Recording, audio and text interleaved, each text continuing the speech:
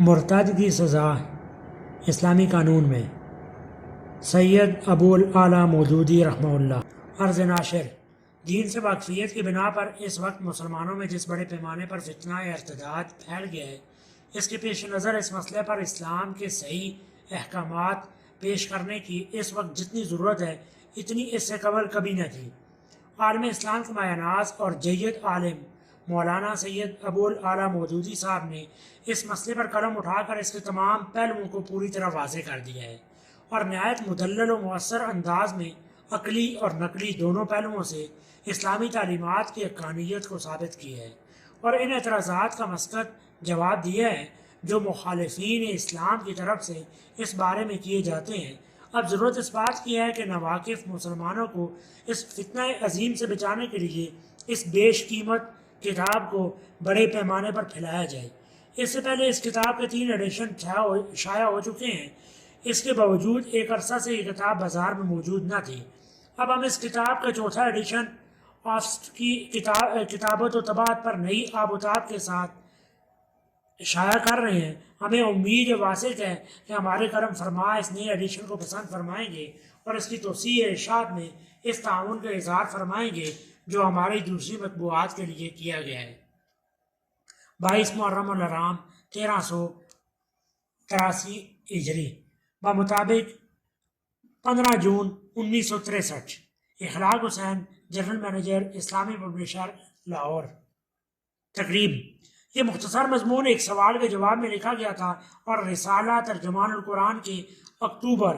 1942 سے جون 1943 تک کے پرچوں میں شائع ہوا تھا۔ چونکہ اس میں اسلامی قانون کے ایک بڑے مرکزۃ الآراء مسئلے پر بحث کی گئی ہے جو اکثر لوگوں کے دلوں میں کھٹک پیدا کرتا رہتا ہے، اس لیے اب اسے الگ رسالے کی شکل میں شائع کیا جا رہا ہے۔ سوال حسب ذیل تھا کہ اسلام نے مرتد کی سزا قتل قرار دی ہے، قرآن سے اس کا کیا ثبوت ملتا ہے؟ اگر قرآن سے یہ ثابت نہیں ہے کہ ارتداد کی سزا قتل ہے تو حدیث و سنت سے کہاں تک اس کا ثبوت فراہم کیا جا سکتا ہے؟ نیز حضرت ابوبکر رضی اللہ عنہ کے قتال مرتدین کی کیا توجیہ ہو سکتی ہے؟ عقلی حیثیت سے قتل مرتدین کا جواز کس طرح ثابت کیا جا سکتا ہے؟ کیا ایک صحیح اسلامی حکومت کے تحت غیر مسلموں کو اپنے مذاہب کی تبلیغ کا حق اس طرح حاصل ہوگا جس طرح مسلمانوں کو اپنے مذہب کی تبلیغ کا حق حاصل ہونا چاہیے؟ کیا خلافت راشدہ اور بعد کی خلافتوں کے تحت کفار و اہل کتاب کو اپنے مذاہب کی تبلیغ کا حق حاصل تھا؟ قرآن و سنت اور عقلی حیثیت سے اس کے عدم جواز کا کہاں تک ثبوت ملتا ہے؟ ان دونوں امور کے متعلق میں نے بہت غور کیا اور کسی نتیجے پر نہیں پہنچ سکا۔ خلاف اور موافق دونوں دلائل وزن رکھتے ہیں اور قرآن و سنت میں ان امور کے بارے میں کوئی خاص تصریح نہیں ملتی۔ کم از کم جہاں تک میرا محدود علم رسائی کرتا ہے، اگر اس کا جواب ترجمان القرآن میں شائع ہو جائے تو اچھا ہے، کیونکہ میرے سوا بہت سے لوگ اس بحث سے دلچسپی رکھتے ہیں۔ اس سوال میں 2 امور تنقیح طلب ہیں۔ نمبر 1 یہ کہ قتل مرتد اور غیر مسلم گروہوں کی مذہبی تبلیغ کے بارے میں اسلام کے واقعی احکام کیا ہیں۔ نمبر 2 ہمارے پاس کیا دلائل ایسے ہیں جن کی بنا پر ہم ان احکام کی معقولیت پر خود مطمئن ہیں اور دوسروں کو مطمئن کرنے کی توقع رکھتے ہیں۔ آئندہ صفات میں انہی دونوں امور پر بحث کی گئی ہے۔ مسئلہ قتل مرتد شرعی حیثیت سے یہ بات اسلامی قانون کے کسی واقف کار آدمی سے پوشیدہ نہیں ہے کہ اسلام میں اس شخص کی سزا قتل ہے جو مسلمان ہو کر پھر کفر کی طرف پلٹ جائے۔ اس بات میں پہلا شک جو مسلمانوں کے اندر پیدا ہوا وہ 19ویں صدی کے دور آخر کی تاریخ خیالی کا نتیجہ تھا، ورنہ اس سے پہلے کامل 1200 برس تک یہ تمام امت کا متفق علیہ مسئلہ رہا ہے اور ہمارا پورا دینی لٹریچر شاہد ہے کہ قتل مرتد کے معاملے میں مسلمانوں کے درمیان کبھی 2 رائیں نہیں پائی گئی ہیں۔ نبی صلی اللہ علیہ وسلم، خلفائے راشدین، صحابہ کبار، تابعین، ائمہ مجتہدین اور ان کے بعد ہر صدی کے علماء و شریعت کی تصریحات کتابوں میں موجود ہیں۔ ان سب کو جمع کر کے دیکھ لیجئے، آپ کو خود معلوم ہو جائے گا کہ دور نبوت سے لے کر آج تک اس مسئلے میں ایک ہی حکم مسلسل و متواتر چلا آ رہا ہے اور کہیں اس شبے کے لیے کوئی گنجائش نہیں پائی جاتی کہ شاید مرتد کی سزا قتل نہ ہو۔ ایسے ثابت شدہ مسائل کے متعلق جن لوگوں نے موجودہ زمانے کی روشن خیالی سے متاثر ہو کر اختلافی بحث کا دروازہ کھولا، ان کی جسارت فی الواقع سخت حیرت انگیز ہے۔ انہوں نے اس بات پر غور نہیں کیا کہ اگر ایسے امور بھی مشکوک ہو جائیں جن کے لیے اس قدر تسلسل اور تواتر کے ساتھ شہادتیں پائی جاتی ہیں، تو معاملہ ایک دو مسائل تک محدود کہاں رہتا ہے؟ اس کے بعد تو زمانہ گزشتہ کی کوئی چیز بھی جو ہم تک روایتاً پہنچی ہے شک سے محفوظ نہیں رہتی، خواہ وہ قرآن ہو یا نماز یا روزہ، بلکہ سرے سے یہی بات مشکوک ہو جاتی ہے کہ آیا محمد صلی اللہ علیہ وسلم کبھی دنیا میں مبعوث ہوئے بھی تھے یا نہیں۔ اس قسم کے شکوک پیدا کرنے کے بجائے در حقیقت ان لوگوں کے لیے زیادہ معقول طریقہ یہ تھا کہ جو کچھ واقعہ ہے اور مستند شہادتوں سے ثابت ہے اسے واقعے کی حیثیت سے تسلیم کر لیتے اور پھر غور اس امر پر کرتے کہ آیا ہم اس دین کا اتباع کریں یا نہ کریں جو مرتد کو موت کی سزا دیتا ہے۔ اپنے مذہب کی کسی ثابت و مسلم چیز کو اپنے عقلی معیاروں کے خلاف پا کر جو شخص کے ثابت کرنے کی کوشش کرتا ہے کہ یہ چیز سرے سے مذہب سے ہے ہی نہیں، وہ دراصل یہ ثابت کرتا ہے کہ وہ کافر، نتوانی شد ناچار مسلمان شو کی حالت میں مبتلا ہے، یعنی اس کا طریق فکر و نظر جس مذہب کے حقیقی راستے سے منحرف ہو چکا ہے، اس میں رہنے پر وہ صرف اس لیے اصرار کر رہا ہے کہ وہ مذہب اس نے باپ دادا سے اسے پایا ہے۔ حکم قتل مرتد کا ثبوت قرآن سے۔ ذرائع معلومات کی کمی کی وجہ سے جن لوگوں کے دلوں میں یہ شبہ ہے کہ شاید اسلام میں مرتد کی سزا قتل نہ ہو اور بعد کے مولویوں نے یہ چیز اپنی طرف سے اس دین میں بڑھا دی ہو، ان کو اطمینان دلانے کے لیے میں یہاں مختصراً اس کا ثبوت پیش کرتا ہوں۔ قرآن میں اللہ تعالیٰ ارشاد فرماتا ہے فَإِن تَابُوا وَأَقَامُوا الصَّلَاةَ وَآتُوا الزَّكَاةَ فَإِخْوَانُكُمْ فِي الدِّينِ وَنُفَصِّلُ الْآيَاتِ لِقَوْمٍ يَعْلَمُونَ وَإِن نَكَثُوا أَيْمَانَهُم مِّن بَعْدِ عَهْدِهِمْ وَطَعَنُوا فِي دِينِكُمْ فَقَاتِلُوا أَئِمَّةَ الْكُفْرِ إِنَّهُمْ لَا أَيْمَانَ لَهُمْ لَعَلَّهُمْ يَنْتَهُونَ۔ پھر اگر وہ کفر سے توبہ کر لیں اور نماز قائم کریں اور زکوٰۃ دیں تو تمہارے دینی بھائی ہیں۔ ہم اپنے احکام ان لوگوں کے لیے واضح طور پر بیان کر رہے ہیں جو جاننے والے ہیں، لیکن اگر وہ عہد یعنی قبول اسلام کا عہد کرنے کے بعد اپنی قسموں کو توڑ دیں اور تمہارے دین پر زبان تان دراز کریں تو پھر کفر کے لیڈروں سے جنگ کرو، کیونکہ ان کی قسموں کا کوئی اعتبار نہیں، شاید کہ وہ اس طرح باز آ جائیں۔ یہ آیت سورہ توبہ میں جس سلسلے میں نازل ہوئی ہے وہ یہ ہے کہ سن 9 ہجری میں حج کے موقع پر اللہ تعالیٰ نے اعلان برات کرنے کا حکم دیا تھا۔ اس اعلان کا مفاد یہ تھا کہ جو لوگ اب تک خدا اور اس کے رسول سے لڑتے رہے ہیں اور ہر طرح کی زیادتیوں اور بدعہدیوں سے خدا کے دین کا راستہ روکنے کی کوشش کرتے رہے ہیں، ان کو اب زیادہ سے زیادہ 4 مہینے کی مہلت دی جاتی ہے۔ اس مدت میں وہ اپنے معاملے پر غور کر لیں، اسلام قبول کرنا ہو تو قبول کر لیں، معاف کر دیے جائیں گے، ملک چھوڑ کر نکلنا چاہیں تو نکل جائیں، مدت مقررہ کے اندر ان سے تعرض نہ کیا جائے گا۔ اس کے بعد جو لوگ ایسے رہ جائیں گے جنہوں نے نہ اسلام قبول کیا ہو اور نہ ملک چھوڑا ہو، ان کی خبر تلوار سے لی جائے گی۔ اس سلسلے میں فرمایا گیا ہے کہ اگر وہ توبہ کر کے ادائے نماز و زکوٰۃ کے پابند ہو جائیں تو تمہارے دینی بھائی ہیں، لیکن اگر اس کے بعد وہ پھر اپنا عہد دین تو کفر کے لیڈروں سے جنگ کی جائے، یہاں تک کہ یہاں عہد شکنی سے مراد کسی طرح بھی سیاسی معاملات کی خلاف ورزی نہیں کی جا سکتی، بلکہ مسیاق عبارت صریح طور پر اس کے معنی اقرار اسلام سے پھر جانا متعین کر دیتا ہے۔ اور اس کے بعد فَقَاتِلُوا أَئِمَّةَ الْكُفْرِ کہ معنی اس کے سوا کچھ نہیں ہو سکتی کہ تحریک ارتداد کے لیڈروں سے جنگ کی جائے۔ حکم قتل مرتد کا ثبوت حدیث سے۔ یہ تو ہے قرآن کا حکم۔ اب حدیث کی طرف آئیے۔ نبی صلی اللہ علیہ وسلم کا ارشاد ہے من بدل دینہ فاقتلوہ، جو شخص یعنی مسلمان اپنا دین بدل دے اسے قتل کر دو۔ یہ حدیث حضرت ابوبکر، حضرت عثمان، حضرت علی، حضرت معاذ بن جبل، حضرت ابو موسیٰ اشعری، حضرت عبداللہ بن عباس، حضرت خالد بن ولید اور متعدد دوسرے صحابہ سے مروی ہے اور تمام معتبر کتب حدیث میں موجود ہے۔ حضرت عبداللہ ابن مسعود رضی اللہ عنہما روایت کرتے ہیں قال رسول اللہ صلی اللہ علیہ وسلم لا یحل دم امارا، مسلما يشهد أن لا إله إلا الله وأني رسول الله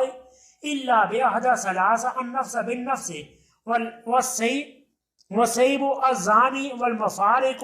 لدينه الطارق للجماعة۔ رسول اللہ صلی اللہ علیہ وسلم نے فرمایا جو شخص مسلمان ہوا اور شہادت دیتا ہوا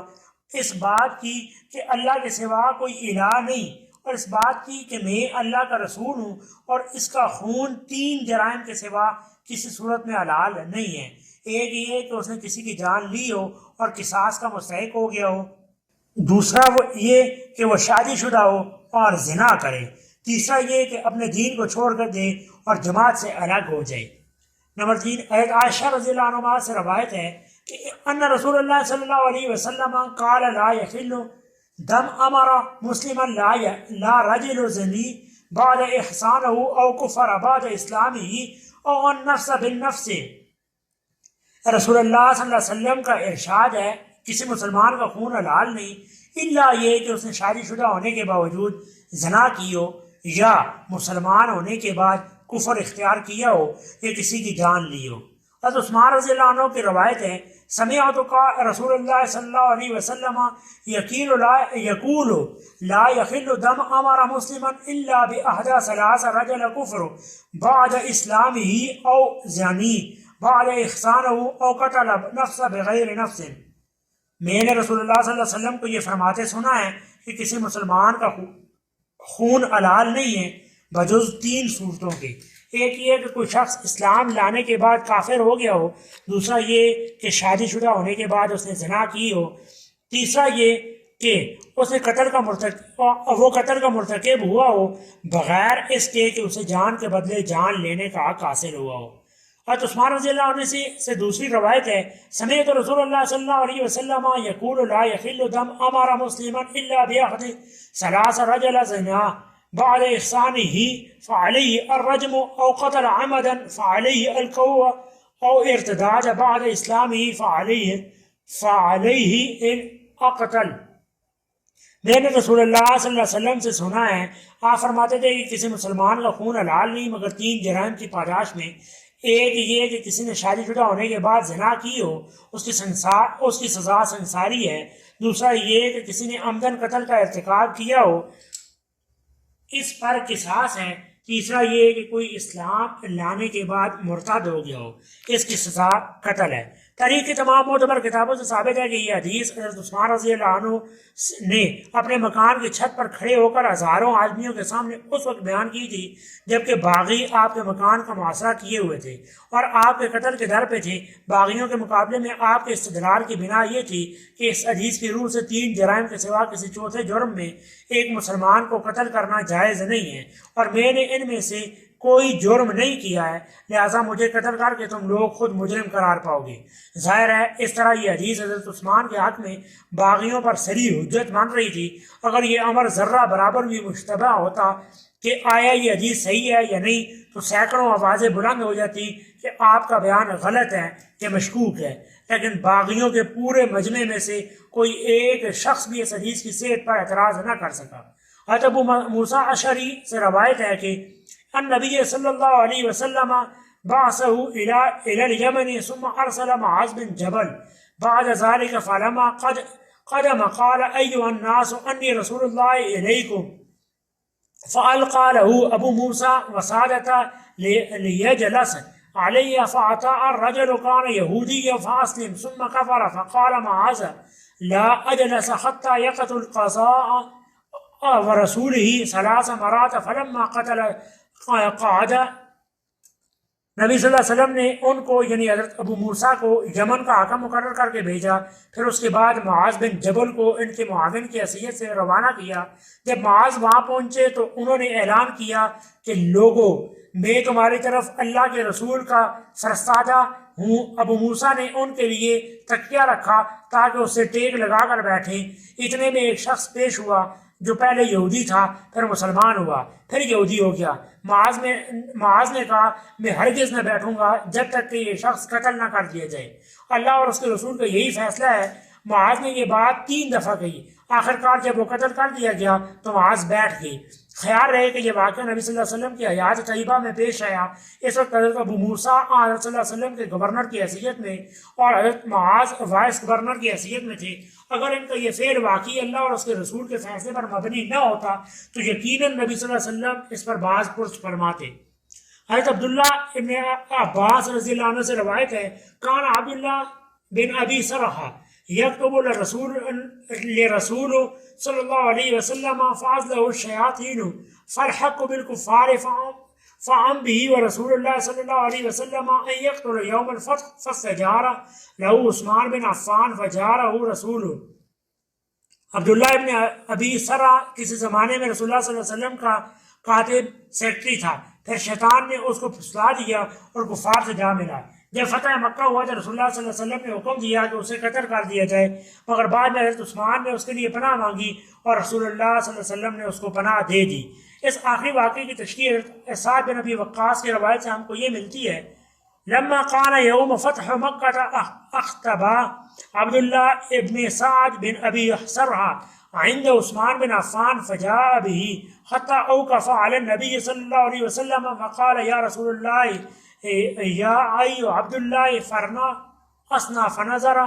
اليه ثلاثة قال كل ذلك يا بي فبايع بعد صلاة ثم اقبل على اصحابه فقال اما فيكم رجل رشيد يقوم الى هذا اخيين اني كففت يدي عن بيته فيقتل فقالوا ما ندري يا رسول الله ما في نفسك الا او مات الينا بعينك قال انه لا ينبغي النبي ان تكون له خائنة الاعين۔ جب فتح مکہ ہوا تو عبداللہ بن سعد بن ابی سرہ نے حضرت عثمان بن عفان کے دامن میں پناہ لی۔ عثمان اس کو لے کر نبی صلی اللہ علیہ وسلم کی خدمت میں حاضر ہوئے اور عرض کی، یا رسول اللہ صلی اللہ علیہ وسلم عبداللہ کی بیعت قبول فرما لیجئے۔ حضور صلی اللہ علیہ وسلم نے سر اٹھایا اور اس کی طرف دیکھا اور چپ رہے۔ 3 دفعہ یہی ہوا اور آپ اس کی طرف بس دیکھ دیکھ کر رہ جاتے تھے۔ آخر 3 دفعہ کے بعد آپ نے اس کو بیعت میں لے لیا۔ پھر آپ اپنے صحابہ کی طرف متوجہ ہوئے اور فرمایا کہ تمہارے اندر کوئی ایسا بھلا آدمی موجود نہ تھا کہ جب اس نے دیکھا کہ میں نے بیعت سے ہاتھ روک رکھا ہے تو آگے بڑھتا اور اس شخص کو قتل کر دیتا۔ لوگوں نے عرض کیا، یا رسول اللہ ہمیں معلوم نہ تھا کہ آپ کیا چاہتے ہیں، آپ نے آنکھ سے اشارہ کیوں نہ فرمایا؟ اس پر حضور صلی اللہ علیہ وسلم نے فرمایا کہ ایک نبی کو یہ زیب نہیں دیتا کہ وہ آنکھوں کی چوری کرے۔ حضرت عائشہ سے روایت ہے کہ ان مرأۃ ارتدت یوم احد فامر النبی صلی اللہ علیہ وسلم ان تستعب فان تابت ولا قتلت۔ جنگ احد کے موقع پر جب کہ مسلمانوں کو شکست ہوئی، ایک عورت مرتد ہو گئی، اس پر نبی صلی اللہ علیہ وسلم نے فرمایا کہ اس سے توبہ کرائی جائے اور اگر توبہ نہ کرے تو قتل کر دی جائے۔ حضرت جابر بن عبداللہ سے روایت ہے ان امر او اما رومان ارتدت فامر اور نبی صلی اللہ علیہ وسلم بان یعرض علیہ الا الاسلام فان تابت ولا اقتلت۔ ایک عورت ام رومان یا ام مران نامی مرتد ہوگی تو نبی صلی اللہ علیہ وسلم نے حکم دیا کہ اس کے سامنے پھر اسلام پیش کیا جائے، پھر وہ توبہ کر لے تو بہتر ورنہ قتل کر دی جائے۔ تحقیق دوسری روایت اس سلسلے میں یہ ہے کہ فابات ان تسلم فقتلت،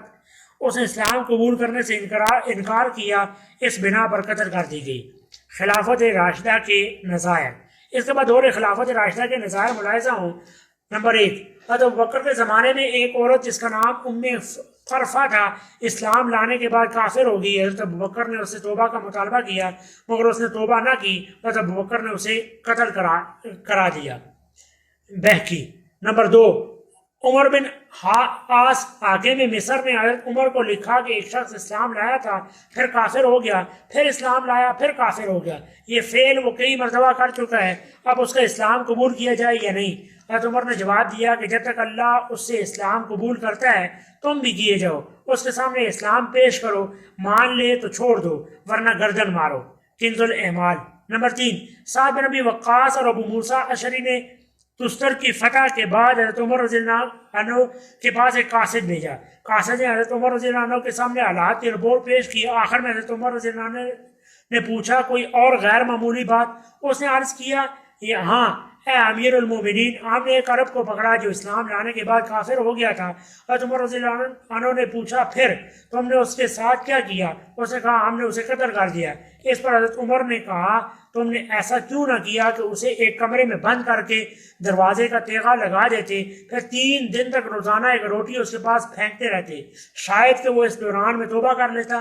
خدایا یہ کام میرے حکم سے نہیں ہوا، نہ میرے سامنے ہوا، نہ میں اسے سن کر راضی ہوا۔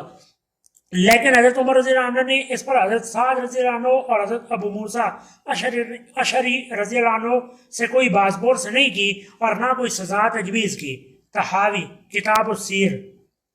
اس سے ثابت ہوتا ہے کہ حضرت سعد اور حضرت ابو موسیٰ کا فعل تھا تو قانون کے حدود کے اندر، لیکن حضرت عمر کی رائے میں قتل سے پہلے اس شخص کو توبہ کا موقع دینا زیادہ بہتر تھا۔ حضرت عبداللہ ابن مسعود کو اطلاع ملی کہ بنی حنیفہ کی ایک مسجد میں کچھ لوگ شہادت دے رہے ہیں کہ مسلمان اللہ کا رسول ہے۔ یہ سن کر حضرت عبداللہ نے پولیس بھیجی اور ان کو گرفتار کر کے بلا لیا۔ جب وہ لوگ ان کے سامنے پیش ہوئے تو سب نے توبہ کر لی اور اقرار کیا ہم آئندہ ایسا نہ کریں گے۔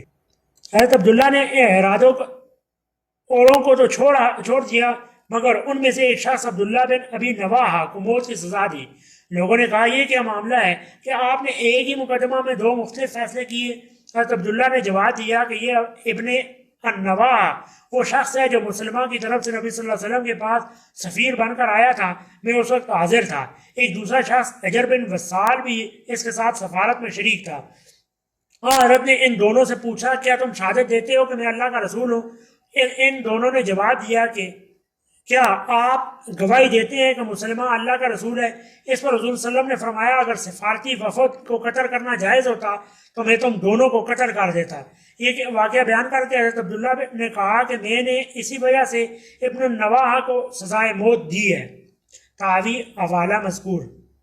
اس بات کو سمجھنے کے لیے یہ جان لینا ضروری ہے کہ بنی حنیفہ کا قبیلہ ابن النواحہ اور حجر بن وصال سمیت پہلے مسلمان ہو چکا تھا۔ پھر مسلمان نے نبوت کا دعویٰ کیا تو یہ لوگ اس کی نبوت کے قائل ہو گئے۔ اس بنا پر جب نبی صلی اللہ علیہ وسلم نے عبداللہ بن نواحہ اور حجر بن وصال سے فرمایا کہ اگر سفیروں کا قتل کرنا جائز ہوتا تو میں تمہیں قتل کر دیتا، تو اس کا صریح مطلب یہ تھا کہ اس ارتداد کی وجہ سے تو واجب القتل ہو چکا ہے، لیکن کیونکہ اس وقت تو سفیر بن کر آیا ہے اس لیے تو اس پر شریعت کا یہ حکم نافذ نہیں کیا جا سکتا۔ واضح ہے کہ یہ واقعہ حضرت عمر کے زمانے میں کا ہے، جبکہ حضرت عبداللہ بن ابن مسعود کا ان کے ماتحت کوفہ کے چیف جج تھے۔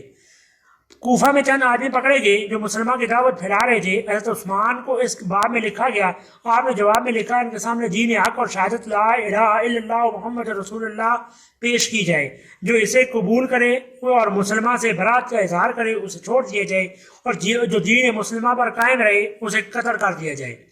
حضرت علی رضی اللہ عنہ کے سامنے ایک شخص پیش کیا گیا جو پہلے عیسائی تھا، پھر مسلمان ہوا، پھر عیسائی ہو گیا۔ آپ نے اسے پوچھا تیری اس پر روش کا کیا سبب ہے؟ اس نے جواب دیا میں نے عیسائیوں کے دین کو تمہارے دین سے بہتر پایا۔ حضرت علی رضی اللہ عنہ نے پوچھا عیسیٰ علیہ السلام کے بارے میں تیرا کیا عقیدہ ہے؟ اس نے کہا وہ میرے رب ہیں، یا یہ کہا کہ وہ علی کے رب ہیں۔ اس پر حضرت علی نے حکم دیا کہ اسے قتل کر دیا جائے۔ حضرت علی کو اطلاع دی گئی کہ ایک گروہ عیسائی سے مسلمان ہوا، پھر عیسائی ہو گیا۔ حضرت علی نے ان لوگوں کو گرفتار کر کے اپنے سامنے بلوایا اور حقیقت حال دریافت کی۔ انہوں نے کہا ہم عیسائی تھے، پھر ہمیں اختیار دیا گیا کہ عیسائی رہیں یا مسلمان ہو جائیں۔ ہم نے اسلام کو اختیار کر لیا، مگر اب ہماری رائے یہ ہے کہ ہمارے سابق دین سے افضل کوئی دین نہیں ہے، لہٰذا اب ہم عیسائی ہو گئے۔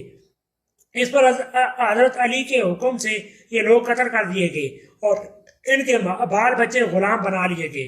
حضرت علی رضی اللہ عنہ کو اطلاع دی گئی کہ کچھ لوگ آپ کو اپنا رب قرار دیتے ہیں۔ آپ نے انہیں بلا کر پوچھا تم کیا کہتے ہو؟ انہوں نے کہا آپ ہمارے رب ہیں اور ہمارے خالق اور رزاق ہیں۔ حضرت علی نے فرمایا تمہاری حالت پر افسوس ہے، میں تو تم جیسا ایک بندہ ہوں، تمہاری طرح کھاتا اور پیتا ہوں۔ اگر اللہ کی اطاعت کروں گا تو وہ مجھے اجر دے گا، اس کی نافرمانی کروں تو وہ مجھے خوف ہے کہ وہ مجھے سزا دے گا، لہذا تم خدا سے ڈرو اور اپنے اس عقیدے کو چھوڑ دو۔ مگر انہوں نے انکار کیا۔ دوسرے دن قنبر نے آ کر عرض کیا کہ وہ لوگ پھر وہی بات کہہ رہے ہیں۔ آپ نے انہیں بلا کر دریافت کیا اور انہوں نے وہی سب باتیں دہرائیں۔ تیسرے روز حضرت علی نے انہیں بلا کر دھمکی دی کہ اگر اب تم نے وہ بات کہی تو میں تم کو بدترین طریقے سے قتل کروں گا۔ مگر وہ اپنی بات پر اڑے رہے۔ آخرکار حضرت علی رضی اللہ عنہ نے ایک گڑھا کھدوایا، اس میں آگ جلوائی، پھر ان سے کہا دیکھو اب بھی اپنے اس کول سے باز آ جاؤ ورنہ میں تمہیں اس گڑھے میں پھینک دوں گا۔ مگر وہ اپنے اسی عقیدے پر قائم رہے۔ تب حضرت علی رضی اللہ عنہ کے حکم سے وہ سب اس گڑھے میں پھینک دیے گئے۔ حضرت علی رحبہ کے مقام پر تھے کہ آپ کو ایک شخص نے آ کر اطلاع دی کہ یہاں ایک گھر کے لوگوں نے اپنے ہاں ایک بت رکھ چھوڑا ہے اور اس کی پرستش کرتے ہیں۔ یہ سن کر حضرت علی خود وہاں تشریف لے گئے۔ تلاشی لینے پر بت نکل آیا۔ حضرت علی نے اس گھر میں آگ لگا دی اور وہ گھر والوں سمیت جل گیا۔ حضرت علی رضی اللہ عنہ کے زمانے میں ایک شخص پکڑا ہوا آیا جو مسلمان تھا، پھر کافر ہو گیا۔ آپ نے اس سے 1 مہینہ تک توبہ کی مہلت دی، پھر اسے پوچھا مگر اس نے توبہ سے انکار کر دیا۔ آخرکار آپ نے اسے قتل کر دیا۔ یہ 10 نظیریں پورے دور خلافت راشدہ کی ہیں، جن سے ثابت ہوتا ہے کہ چاروں خلفاء کے زمانے میں جب بھی ارتداد کا واقعہ پیش آیا اس کی سزا قتل ہی دی گئی، اور ان میں سے کسی واقعے میں بھی نفس ارتداد کی سوا کسی دوسرے جرم کی شمولیت ثابت نہیں ہے جس کی بنا پر یہ کہا جا سکے کہ قتل کی سزا دراصل اس جرم پر دی گئی نہ کہ ارتداد پر۔ مرتدوں کے خلاف خلیفہ اول کا جہاد۔ مگر ان سب نظیروں سے بڑھ کر وزن نظیر اہل ردہ کے خلاف حضرت ابوبکر رضی اللہ عنہ صدیق کا جہاد ہے۔ اس میں صحابہ کرام کی پوری جماعت شریک تھی۔ اس سے اگر ابتدا میں کسی نے اختلاف کیا بھی تو بعد میں وہ اختلاف اتفاق سے بدل گیا تھا۔ لہٰذا یہ معاملہ اس بات کا صریح ثبوت ہے کہ جن لوگوں نے براہ راست نبی صلی اللہ علیہ وسلم سے دین کی تعلیم و تربیت پائی تھی ان سب کا متفقہ فیصلہ یہ تھا کہ جو گروہ اسلام سے پھر جائے اس کے خلاف اسلامی حکومت کو جنگ کرنی چاہیے۔ بعض لوگ اس جہاد کی توجیہ یہ کرتے ہیں کہ مرتدین کی حیثیت دراصل باغیوں کی تھی، کیونکہ انہوں نے حکومت کا ٹیکس یعنی زکوٰۃ دینا بند کر دیا تھا اور وہ حکومت کے عاملوں کو الگ کر کے خود اپنی حکومتیں قائم کرنے لگے تھے۔ لیکن یہ توجیہ 4 وجوہ سے قطعی غلط ہے۔ نمبر 1، جہاد جن لوگوں کے خلاف کیا گیا تھا وہ سارے کے سارے مانعین زکوٰۃ ہی نہیں تھے، بلکہ ان میں مختلف قسم کے مرتدین شامل تھے۔ کچھ لوگ ان مدعیان نبوت پر ایمان لے آئے تھے جنہوں نے عرب کے مختلف گوشوں میں اپنی نبوت کا اعلان کیا تھا۔ کچھ کو محمد صلی اللہ علیہ وسلم کی نبوت کا یقین نہ رہا تھا اور وہ کہتے تھے کہ لو کان محمد نبی ما مات، اگر محمد نبی ہوتے تو مرتے ہی نہیں۔ کچھ لوگ تمام ضروریات دین کے قائل تھے اور زکوٰۃ بھی ادا کرنے کے لیے تیار تھے، مگر ان کا کہنا یہ تھا کہ ہم اپنی زکوٰۃ بطور خود جمع اور خرچ کریں گے، حضرت ابوبکر کے عاملوں کو نہیں دیں گے۔ کچھ اور لوگ کہتے تھے اطعنا رسول اللہ اذا کان بینا فواہا عجبا ما مالک ابی بکر، ہم نے خدا کے رسول کی پیروی کر لی جبکہ وہ ہمارے درمیان تھا، مگر مقام حیرت ہے کہ یہ ابوبکر کی حکومت ہم پر کیوں مسلط ہوئی۔ گویا انہیں اعتراض اس بات پر تھا کہ رسول اللہ صلی اللہ علیہ وآلہ وسلم کے بعد خلافت کا نظام قائم ہوا اور سب مسلمانوں کو اسی طرح اس مرکز سے وابستہ رہنے پر مجبور کیا جائے جس طرح وہ رسول اللہ کی حیثیت سے وابستہ تھے۔ نمبر 2، ان سب مختلف قسم کے لوگوں کے لیے صحابہ نے باغی کی بجائے مرتد کا لفظ اور اس ہنگامے کے لیے بغاوت کے بجائے ارتداد کا لفظ استعمال کیا، جس سے صاف ظاہر ہوتا ہے کہ ان کی نگاہ میں وہ اصل مجرم جس کے یہ لوگ مرتکب ہوئے تھے ارتداد تھا نہ کہ بغاوت۔ جنوب عرب میں جن لوگوں نے یقت بن مالک ارضی کی نبوت تسلیم کر لی ان کے خلاف حضرت ابوبکر نے اکرمہ بن ابی جہل کو جہاد کے لیے روانہ کرتے وقت یہ ہدایت کی تھی وَمَن يَقْتُلُهُ مِنَ الْمُرْتَدَى بَيْنَ عمان إِلَى خَزَرَ موت وَيَمَنُ فَنَقَلَ بِهِ عمان سے خزر موت اور یمن تک جہاں مرتدوں کو پاؤ کچل کر ڈالو۔ نمبر 3، جن لوگوں نے زکوٰۃ ادا کرنے سے انکار کیا تھا ان کے معاملے میں جب یہ شبہ ظاہر کیا گیا کہ ایسے لوگوں کے خلاف جنگ کرنا جائز بھی ہے یا نہیں تو حضرت ابوبکر رضی اللہ عنہ نے جواب دیا تھا واللہ لا اقتلنا من فرق بین الصلاۃ والزکوٰۃ خدا کی قسم جو نماز اور زکوٰۃ میں فرق کرے گا میں اس سے جنگ کروں گا۔ اس کے صاف معنی یہ ہے کہ خلیفہ اول کی نگاہ میں ان کا اصل جرم ٹیکس نہ دینا نہیں تھا، بلکہ دین اسلام کی 2 ارکان میں سے ایک کو ماننا اور دوسرے کو نہ ماننا تھا۔ اور آخر کار جس بنا پر صحابہ کرام نے ان مانعین زکوٰۃ سے جنگ کرنے کے معاملے میں خلیفہ سے اتفاق کیا وہ یہی تھی کہ خلیفہ برحق کے دلائل سے انہیں اس امر کا پورا اطمینان ہو گیا تھا کہ نماز اور زکوٰۃ میں تفریق کرنے کی وجہ سے یہ لوگ دائرہ دین سے باہر نکل چکے ہیں۔ نمبر 4، ان سب سے بڑھ کر فیصلہ کن سیدنا ابو بکر صدیق رضی اللہ عنہ کا وہ فرمان عام ہے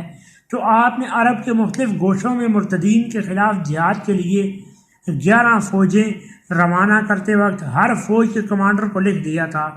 حافظ ابن کثیر نے اپنی کتاب البدایہ والنہایہ جلد 6 صفحہ 316 میں یہ پورا فرمان نقل کیا ہے۔ اس کے حسب ذیل فکرے خاص طور پر قابل غور ہے۔ تم میں سے جن لوگوں نے شیطان کی پیروی قبول کی ہے اور جو اللہ سے بے خوف ہو کر اسلام سے کفر کی طرف پھیل گئے ہیں، ان کی اس حرکت کا حال مجھے معلوم ہوا۔ اب میں نے فلاں شخص کو مہاجرین و انصار اور نیک نیاد تابعین کی ایک فوج کے ساتھ تمہاری طرف بھیجا ہے اور اسے ہدایت کر دی ہے کہ ایمان کے سوا کسی سے کچھ قبول نہ کرے اور اللہ عز و جل کی طرف سے دعوت دیے بغیر کسی کو قتل نہ کرے۔ پس جو کوئی اس کی دعوت اللہ کو قبول کرے گا اور اقرار کرنے کے بعد اپنا عمل درست رکھے گا، اس کے اقرار کو وہ قبول کر لے گا اور اسے راہ راست پر چلنے میں مدد دے گا، اور جو انکار کرے گا اس سے وہ لڑے گا یہاں تک کہ وہ اللہ کے حکم کی طرف رجوع کرے۔ اس کو حکم دے دیا گیا ہے کہ انکار کرنے والوں میں سے جس پر وہ قابو پائے اسے جیتا نہ چھوڑے، ان کی بستیوں کو جلا دے، ان کو نیست و نابود کر دے، ان کی عورتوں اور بچوں کو غلام بنا لے اور اسلام کے سوا کسی سے کچھ قبول نہ کرے۔ پس جو اس کی بات مان لے گا وہ اپنا ہی بھلا کرے گا، اور جو نہ مانے گا وہ اللہ کو عاجز نہ کر سکے گا۔ میں نے اپنے فرستادہ امیر کو یہ بھی ہدایت کر دی ہے کہ میری اس تجویز کو تمہارے ہر مجمع میں سنا دے، اور یہ کہ اسلام قبول کرنے کی علامت اذان ہے۔ جہاں سے اذان کی آواز آئے اس بستی سے تعرض نہ کرو، اور جہاں سے یہ آواز نہ آئے وہاں کے لوگوں سے پوچھو کہ وہ کیوں اذان نہیں دیتے۔ اگر وہ انکار کریں تو ان پر ٹوٹ پڑو، اور اگر اقرار کریں تو ان کے ساتھ وہی سلوک کہ وہ جس کے مستحق ہوں۔ ائمہ مجتہدین کا اتفاق۔ اب بحث طویل ہو جائے گی اگر ہم پہلی صدی ہجری سے لے کر اس 14ویں صدی تک کہ فقہاء کی تحریریں مسلسل نقل کریں، لیکن ہم اتنا کہے بغیر نہیں رہ سکتے کہ مسئلے کی جزیات میں مذاہب اربعہ کے درمیان خواہ کتنا اختلاف ہو، بہرحال بجائے خود یہ مسئلہ کہ مرتد کی سزا قتل ہے، فقہ کے چاروں مذاہب میں متفق علیہ ہے۔ امام مالک رحمہ اللہ کا مذہب ان کی کتاب موطا میں یوں لکھا ہے، زید بن اسلم سے مالک نے روایت کی کہ رسول اللہ صلی اللہ علیہ وسلم نے فرمایا، جو اپنا دین بدلے اس کی گردن مارو۔ اس حدیث کے متعلق مالک نے کہا، جہاں تک ہم سمجھ سکتے ہیں نبی صلی اللہ علیہ وآلہ وسلم کے اس ارشاد کا مطلب یہ ہے کہ جو شخص اسلام سے نکل کر کسی دوسرے طریقے کا پیرو ہو جائے مگر اپنے کفر کو چھپا کر اسلام کا اظہار کرتا رہے، جیسا کہ زندیقوں یعنی ملحدوں اور دوریوں اور اسی طرح کے دوسرے لوگوں کا ڈھنگ ہے، تو اس کا جرم ثابت ہو جانے کے بعد اسے قتل کر دیا جائے اور توبہ کا مطالبہ نہ کیا جائے، کیونکہ ایسے لوگوں کی توبہ کا بھروسہ نہیں کیا جا سکتا۔ اور جو شخص اسلام سے نکل کر اعلانیہ کسی دوسرے طریقے کی پیروی اختیار کرے اس سے توبہ کا مطالبہ کیا جائے، توبہ کر لے تو خیر ورنہ قتل کیا جائے۔ باب القضاء فی من ارتاد عن الاسلام۔ حنابلہ کا مذہب ان کی مستند ترین کتاب المعنیٰ میں اس طرح بیان ہوا ہے۔ امام احمد بن حنبل رحمہ اللہ کی رائے یہ ہے کہ جو عاقل و بالغ مرد یا عورت اسلام کے بعد کفر اختیار کرے اسے 3 دن تک توبہ کی مہلت دی جائے، اگر توبہ نہ کرے تو قتل کر دیا جائے۔ یہی رائے حسن بصری، زہری، ابراہیم نخعی، مکحول، عماد، مالک، لیث، اوزائی، شافی اور اسحاق بن راویہ کی ہے، جلد 10 صفحہ 74۔ مذہب حنفی کی تصریح امام طحاوی نے اپنی کتاب شرح معانی الاثار میں اس طرح کی ہے: اسلام سے مرتد ہونے والے شخص کے بارے میں فقہا کے درمیان اختلاف اس امر میں ہے کہ آیا اس سے توبہ کا مطالبہ کیا جائے یا نہیں۔ ایک گروہ کہتا ہے کہ اگر امام اس سے توبہ کا مطالبہ کرے تو یہ زیادہ بہتر ہے، پھر اگر وہ شخص توبہ کر لے تو چھوڑ دیا جائے ورنہ قتل کر دیا جائے۔ امام ابو حنیفہ رحمہ اللہ، امام ابو یوسف رحمہ اللہ اور محمد رحمہ اللہ ان لوگوں میں سے ہیں جنہوں نے یہ رائے اختیار کی ہے۔ دوسرا گروہ وہ کہتا ہے کہ توبہ کا مطالبہ کرنے کی کوئی حاجت نہیں۔ ان کے نزدیک مرتد کی حیثیت حربی کافر کی سی ہے۔ جن حربی کافروں تک ہماری دعوت پہنچ چکی ہے ان کو جنگ شروع کرنے سے بیشتر اسلام کی طرف دعوت دینا ضروری ہے،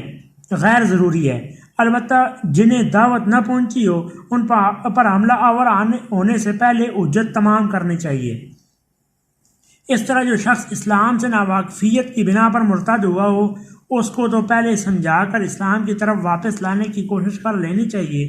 مگر جو شخص سوچ سمجھ کر اسلام سے نکلا ہو اسے توبہ کی دعوت دیے بغیر قتل کر دیا جائے۔ امام ابو یوسف رحمہ اللہ کا بھی ایک قول اس رائے کی تائید میں ہے، چنانچہ وہ کتاب الاملاء میں فرماتے ہیں کہ میں مرتد کو قتل کروں گا اور توبہ کا مطالبہ نہ کروں گا، ہاں اگر وہ خود ہی جلدی کر کے توبہ کر لے تو میں اسے چھوڑ دوں گا اور اس کا معاملہ اللہ کے حوالے کروں گا۔ مذہب حنفی کے مزید تصریح ہدایہ میں اس طرح ہے: جب کوئی شخص اسلام سے پھر جائے الیاذ باللہ تو اس کے سامنے اسلام پیش کیا جائے۔ اگر اسے کوئی شبہ ہو تو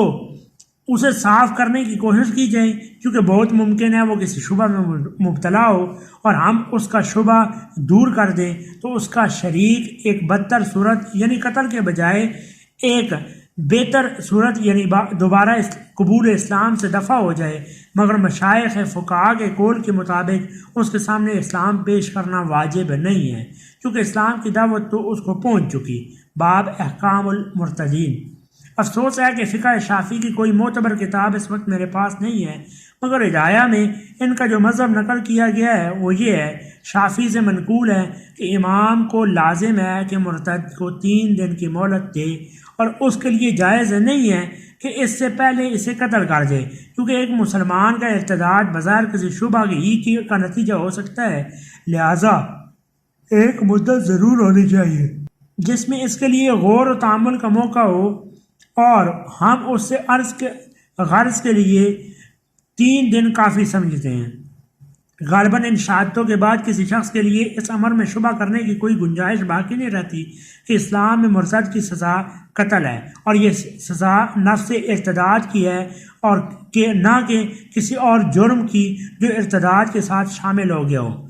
بعض لوگ حدیث اور فقہ کی باتیں سن کر یہ سوال کرتے ہیں کہ قرآن میں یہ سزا کہاں لکھی ہے؟ ایسے لوگوں کی تسلی کے لیے اگرچہ ہم نے اس بحث کی ابتدا میں قرآن کا حکم بھی بیان کر دیا ہے، لیکن اگر بالفرض یہ حکم قرآن میں نہ بھی ہوتا تو حدیث کی کثیر تعداد اور روایات، خلفائے راشدین کے فیصلوں کی نظیریں اور فقہا کی متفقہ رائیں اس حکم کو ثابت کرنے کے لیے بالکل کافی تھی۔ ثبوت حکم کے لیے ان چیزوں کو ناکافی سمجھ کر جو لوگ اس کا حوالہ قرآن سے مانگتے ہیں ان سے ہمارا سوال یہ ہے کہ تمہاری رائے میں کیا اسلام کا پورا قانون تغیرات وہی ہیں جو قرآن میں بیان ہوا ہے؟ اگر اس کا جواب اس بات میں ہے تو گویا تم کہتے ہو کہ قرآن میں جن افعال کو جرم قرار دے کر سزا تجویز کر دی گئی ہے ان کے ماں سوا کوئی فعل اسلامی حکومت میں جرم مستلزم سزا نہ ہوگا۔ پھر ایک مرتبہ غور کر لو کہ اس قاعدے پر تم دنیا میں کوئی حکومت ایک دن بھی کامیابی کے ساتھ چلا سکتے ہو؟ اگر اس کا جواب نفی میں ہے تو تم خود بھی تسلیم کرتے ہو کہ قرآن کے بیان کردہ جرائم اور سزاؤں کے علاوہ اسلامی نظام میں حکومت میں دوسرے جرائم بھی ہو سکتے ہیں اور ان کے لیے تفصیلی قانون تغیرات کی ضرورت ہے۔ تو ہمارا دوسرا سوال یہ ہے کہ جو قانون نبی صلی اللہ علیہ وسلم اور خلفائے راشدین کی حکومت میں رائج مالک تھا اور جن کو مسلسل 1300 برس تک تمام امت کی جج، مجسٹریٹ اور علماء قانون بالاتفاق تسلیم کرتے رہے ہیں، آیا وہ اسلامی قانون کہلانے کے زیادہ مستحق ہے یا وہ قانون جسے آپ آج چند ایسے لوگ تجویز کریں جو غیر اسلامی علوم اور غیر اسلامی تہذیب و تمدن سے مغلوب ہو متاثر ہیں اور جن کو اسلامی علوم کی ادھوری تعلیم بھی میسر نہیں آئی ہے۔ دارالاسلام میں تبلیغ کفر کا مسئلہ۔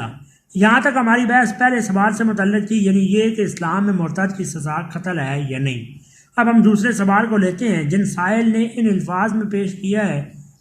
کیا ایک صحیح اسلامی حکومت کے تحت غیر مسلموں کو اپنے مذاہب کی تبلیغ کا حق اسی طرح ہوگا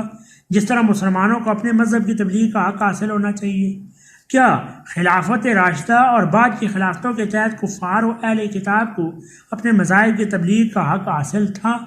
اس مسئلے کا فیصلہ بڑی حد تک تو قتل مرتد کی قانون کی نے خود ہی کر دیا ہے، کیونکہ جب ہم اپنے حدود اقتدار میں کسی ایسے شخص کو جو مسلمان ہو اسلام سے نکل کر کوئی دوسرا مذہب و مسلک قبول کرنے کا حق نہیں دیتے تو لامحالہ اس کے معنی یہی ہے کہ ہم حدود دار اسلام میں اسلام کے بالکل مقابل کسی دوسری دعوت کے اٹھنے اور پھیلنے کو بھی برداشت نہیں کرتے۔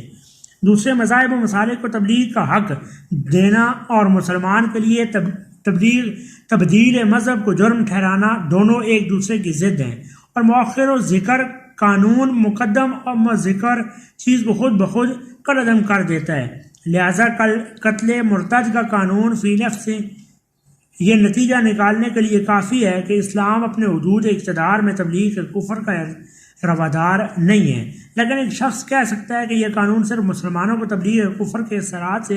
محفوظ کرتا ہے۔ اس کے بعد یہ سوال پھر بھی باقی رہ جاتا ہے کہ آیا اسلام اپنے حدود میں رہنے والے غیر مسلموں اور باہر سے آنے والے داعیوں کو غیر مسلم آبادی میں اپنے اپنے مذاہب و مسالک کی دعوت پھیلانے کی اجازت دیتا ہے یا نہیں؟ مسئلے کی تحقیق۔ اس سوال کی تحقیق کے لیے ضروری ہے کہ ہم اسلام کے حقیقی موقف کو دار اسلامی حکومت کی نوعیت کو اچھی طرح سمجھ لیں۔ اسلام کی اصل حیثیت یہ ہے کہ وہ خود ایک راستہ نوع انسانی کے سامنے پیش کرتا ہے اور پوری قطعیت کے ساتھ دعویٰ کرتا ہے کہ یہی میرا راستہ صحیح ہے اور دوسرے سب راستے غلط ہیں۔ اس میں انسان کی فلاح ہے اور دوسرے راستوں میں انسانیت کے لیے تباہی اور بربادی کے سوا کچھ نہیں ہے۔ لہٰذا اسی راہ پر سب لوگوں کو آنا چاہیے اور دوسرے راستوں کو چھوڑ دینا چاہیے۔ وَأَنَّ هَذَا صِرَاطِي مُسْتَقِيمًا فَاتَّبِعُوهُ وَلَا تَتَّبِعُوا السُّبُلَ فَتَفَرَّقَ بِكُمْ عَنْ سَبِيلِهِ، اور یہ کہ میرا یہ راستہ ہی ایک سیدھا راستہ ہے، پس تم اس کی پیروی کرو اور دوسرے راستوں کی پیروی نہ کرو ورنہ تم اللہ کے راستے سے ہٹ جاؤ گے۔ اس کی نگاہ میں ہر وہ طریق کے فکر و عمل جس کی طرف کوئی غیر مسلم دعوت دیتا ہے گمراہی ہے، اور اس کی پیروی کا نتیجہ انسان کے لیے نقصان اور خالص نقصان کے سوا اور کچھ نہیں ہے۔ اولئک یدعون الی النار واللہ یدعو الی الجنۃ والمغفرۃ بإذنہ،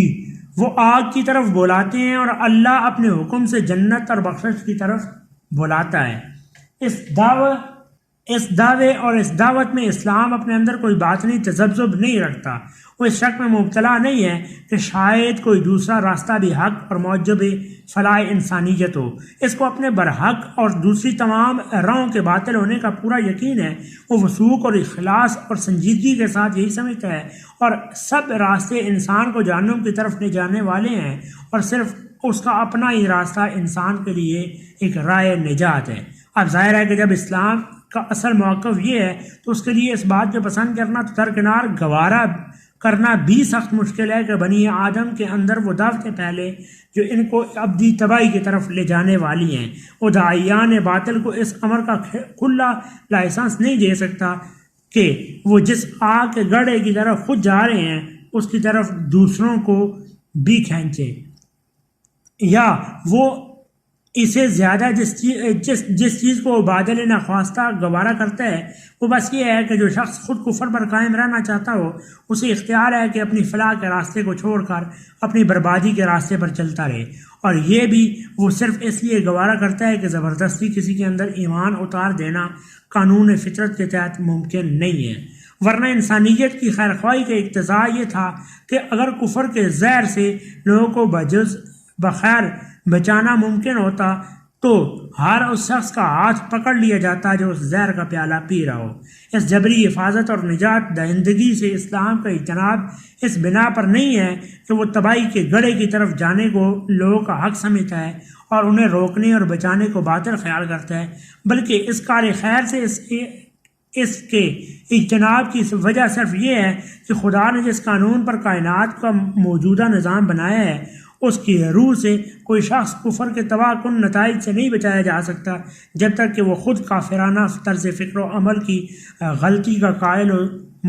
معترف ہو کر مسلمانہ رویہ اختیار کرنے پر آمادہ نہ ہو جائے۔ اس لیے اور صرف اسی لیے اسلام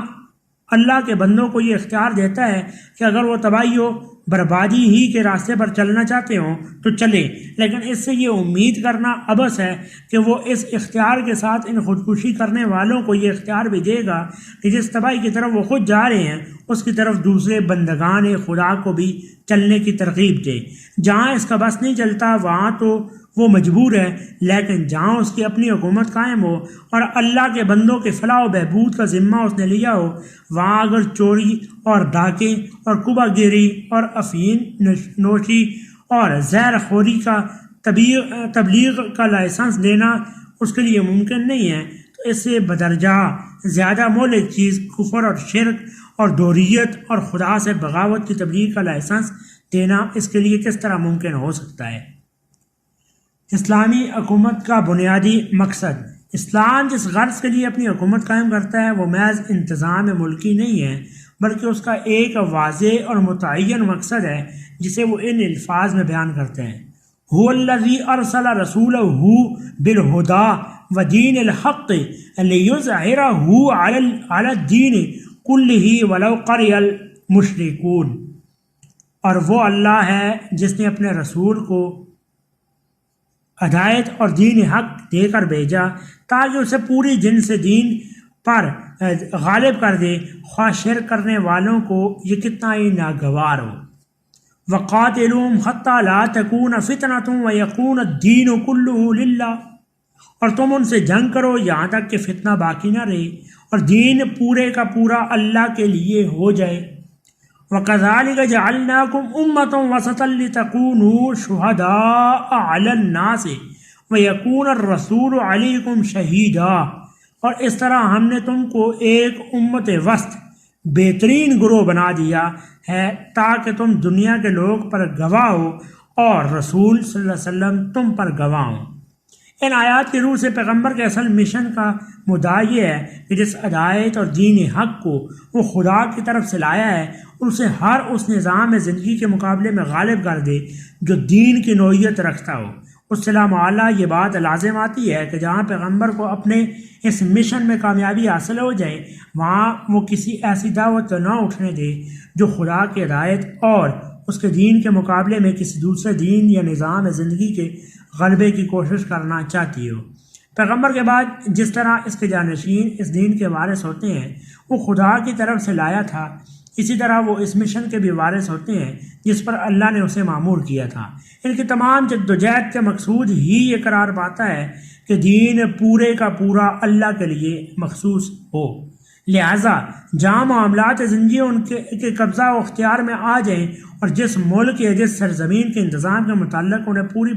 طرح خدا کے سامنے ذمہ دارانہ گواہی دینی ہو، وہاں ان کے لیے یہ کسی طرح بھی جائز نہیں ہو سکتا کہ وہ اپنی حفاظت و نگرانی میں خدا کے دین کے بالکل مقابل کسی دوسرے دین کی دعوت کو پھیلنے کا موقع دیں، اس لیے کہ ایسا موقع دینے کے معنی لازماً یہ ہے کہ دین پورے کا پورا اللہ کے لیے نہ ہونے پائے اور کسی غلط نظام زندگی کا فتنہ اگر باقی ہے تو وہ اور زیادہ بڑھے۔ آخر وہ خدا کے سامنے گواہی کس چیز کی دیں گے؟ کیا اس چیز کی کہ جہاں تو نے ہمیں حکمرانی کی طاقت بخشی تھی وہاں ہم تیرے دین کے مقابلے میں ایک نئے فتنے کو سر اٹھانے کا موقع دے آئے ہیں۔ دارالاسلام میں ذمیوں اور مستامنوں کی حیثیت۔ اسلامی حکومت میں غیر مسلموں کو اپنے دین پر قائم رہنے کی جو آزادی بخشی گئی ہے اور جزیہ کے معاوضے میں ان کی جان و مال اور ان کی مذہبی زندگی کے تحفظ کا جو ذمہ لیا گیا ہے اس کا مال زیادہ سے زیادہ بس اتنا ہے کہ جس طریقے پر وہ خود چلنا چاہتے ہیں اس پر چلتے رہیں، اس سے تجاوز نہ کر کے اگر وہ اپنے طریقے کو غالب کرنے کی کوشش کریں گے تو کوئی اسلامی حکومت جو اس نام سے موسوم کیے جانے کے قابل ہو انہیں اس بات کی ہرگز اجازت نہیں دے سکتی۔ جزیہ کا قانون قرآن مجید کی جس آیت میں بیان ہوا ہے اس کے صاف الفاظ یہ ہیں کہ حتیٰ یعطوا الجزیۃ عن ید وہم صاغرون، یہاں تک کہ وہ اپنے ہاتھوں سے جزیہ دیں اور چھوٹے بن کر رہیں۔ اس آیت کی روح سے ذمیوں کو صحیح پوزیشن اسلامی حکومت میں یہ ہے کہ وہ صاغرون بنے رہنے پر راضی ہوں، کابرون بننے کی کوشش وہ ذمی ہوتے ہوئے نہیں کر سکتے۔ اس طرح باہر سے آنے والے غیر مسلم جو مستعمن کی حیثیت سے دارالاسلام میں داخل ہوں، تجارت، صنعت و حرفت، سیاست، اصول تعلیم اور دوسرے تمام تمدنی مقاصد کے لیے تو ضرور آ سکتے ہیں، لیکن اس غرض کے لیے ہرگز نہیں آ سکتے کہ اللہ کے کلمے کے مقابلے میں کوئی دوسرا کلمہ بلند کریں۔ اللہ نے کفار کے خلاف جو مدد اپنے پیغمبر کو اور اس کے بعد مسلمانوں کو دی یا آئندہ دے گا، اور جس کے نتیجے میں دار اسلام پہلے قائم ہوا یا آئندہ کبھی قائم ہوگا، اس کی غرض صرف یہ تھی اور آئندہ بھی یہی ہوگی کہ کفر کا بول نیچا ہو اور اللہ کا بول بالا ہو۔ فَأَنزَلَ اللَّهُ سَقِينَتَهُ عَلَيْهِ وَأَيَّدَهُ بِجُنُودٍ لَّمْ تَرَوْهَا وَجَعَلَ كَلِمَةَ الَّذِينَ كَفَرُوا السُّفْلَىٰ وَكَلِمَةُ اللَّهِ هِيَ الْعُلْيَا۔ پس مسلمان سخت احسان فرموش اور کافر نعمت ہوں گے اگر اللہ کی اس مدد سے فائدہ اٹھانے کے بعد وہ اپنے حدود اختیار میں کلمۃ الذین کفروا کو سفلا سے پھر علیا ہونے کے لیے کوشش کرنے دیں۔ دور نبوت اور خلافت راشدہ کا طرز عمل۔ نبی صلی اللہ علیہ وسلم اور خلفائے راشدین کے زمانے میں حکومت کی مستقل پالیسی یہی تھی جو اوپر بیان ہوئی ہے۔ عرب میں مسلمہ، اسود، عنسی، طلحہ اسدی، سجاح، یفیز بن مالک ازری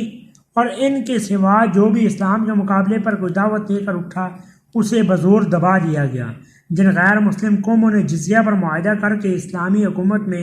ذمہ بن کر رہنا قبول کیا، ان میں اکثر کے معاہدے لفظ بلفظ حدیث اور تاریخ کی کتابوں میں موجود ہیں۔ ان میں تمام حقوق و مراعات کی تفصیل پائی جاتی ہے، مگر اس حق کا کہیں ذکر نہیں ہے کہ وہ اپنے دین کی دعوت حدود دار اسلام میں پھیلا سکیں گے۔ جن غیر مسلموں کو مسلمانوں نے خود اپنی فیاضی سے ذمیت کے حقوق عطا کیے ہیں، ان کے حقوق کی تفصیل بھی فقہ کی کتابوں میں موجود ہے، مگر اس نام نہاد حق کے ذکر سے وہ بھی خالی ہیں۔ مستعمن بن کر باہر سے آنے والے غیر مسلموں کے ساتھ حکومت اسلامی کا معاملہ جیسا کچھ بھی ہونا چاہیے اس کو فقہاء نے پوری وضاحت کے ساتھ بیان کیا ہے۔ اس میں بھی کہیں کوئی اشارہ تک ہمیں ایسا نہیں ملتا کہ اسلامی حکومت کسی ایسے شخص کو آ کر اپنے حدود میں کام کرنے کی اجازت دے سکتی ہے جو کسی دوسرے مذہب و مسلک کا پرچار کرنا چاہتا ہو۔ اب اگر بعد کی دنیا پرست خلفاء اور بادشاہوں نے اس کے خلاف کوئی عمل کیا ہے تو وہ اس بات کے ثبوت نہیں ہے کہ اسلام کا قانون اس کی اجازت دیتا ہے، بلکہ وہ دراصل اس کا ثبوت ہے کہ یہ لوگ ایک حقیقی اسلامی حکومت کے فرائض سے ناواقف یا ان سے منحرف ہو چکے تھے۔ رواداری کے موجودہ تصور کو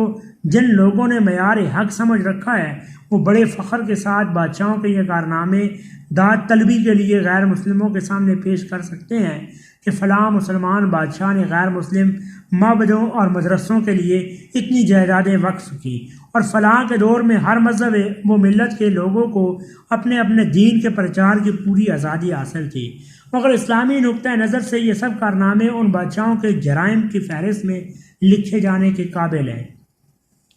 قتل مرتد پر عقلی بحث۔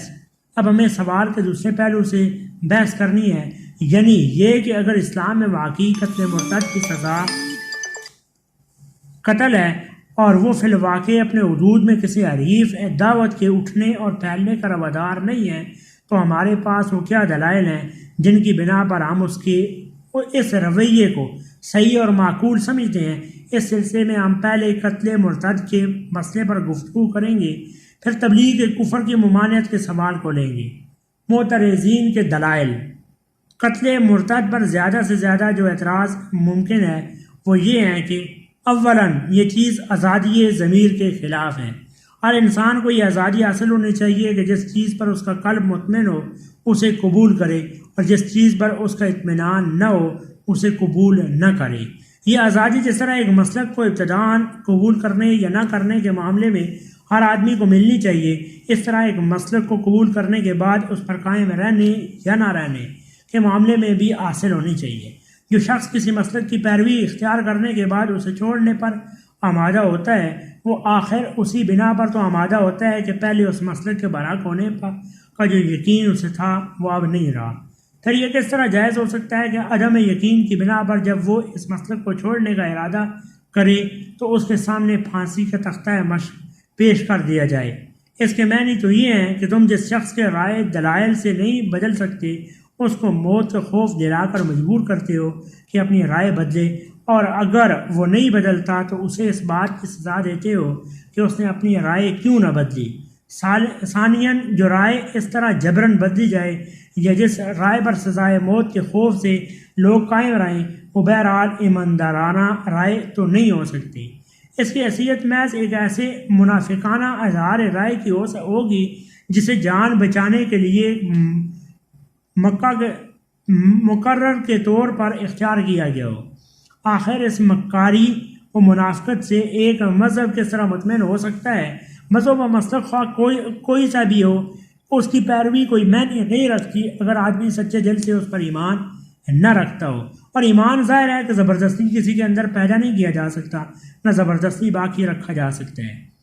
زور زبردستی سے آدمی کی گردن ضرور جھکوائی جا سکتی ہے، لیکن دل و دماغ میں اعتقاد و یقین پیدا نہیں کیا جا سکتا۔ لہذا جو شخص اندر سے کافر ہو چکا ہو، وہ اگر سزائے موت سے بچنے کے لیے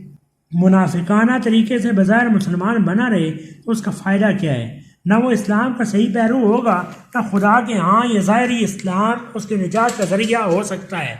اور نہ ایسے شخص کے شامل ہونے سے مسلمانوں کی جماعت میں کسی صالح عنصر کا اضافہ ہو سکتا ہے۔ ثالثاً اگر اس قاعدے کو تسلیم کر لیا جائے کہ ایک مذہب ان تمام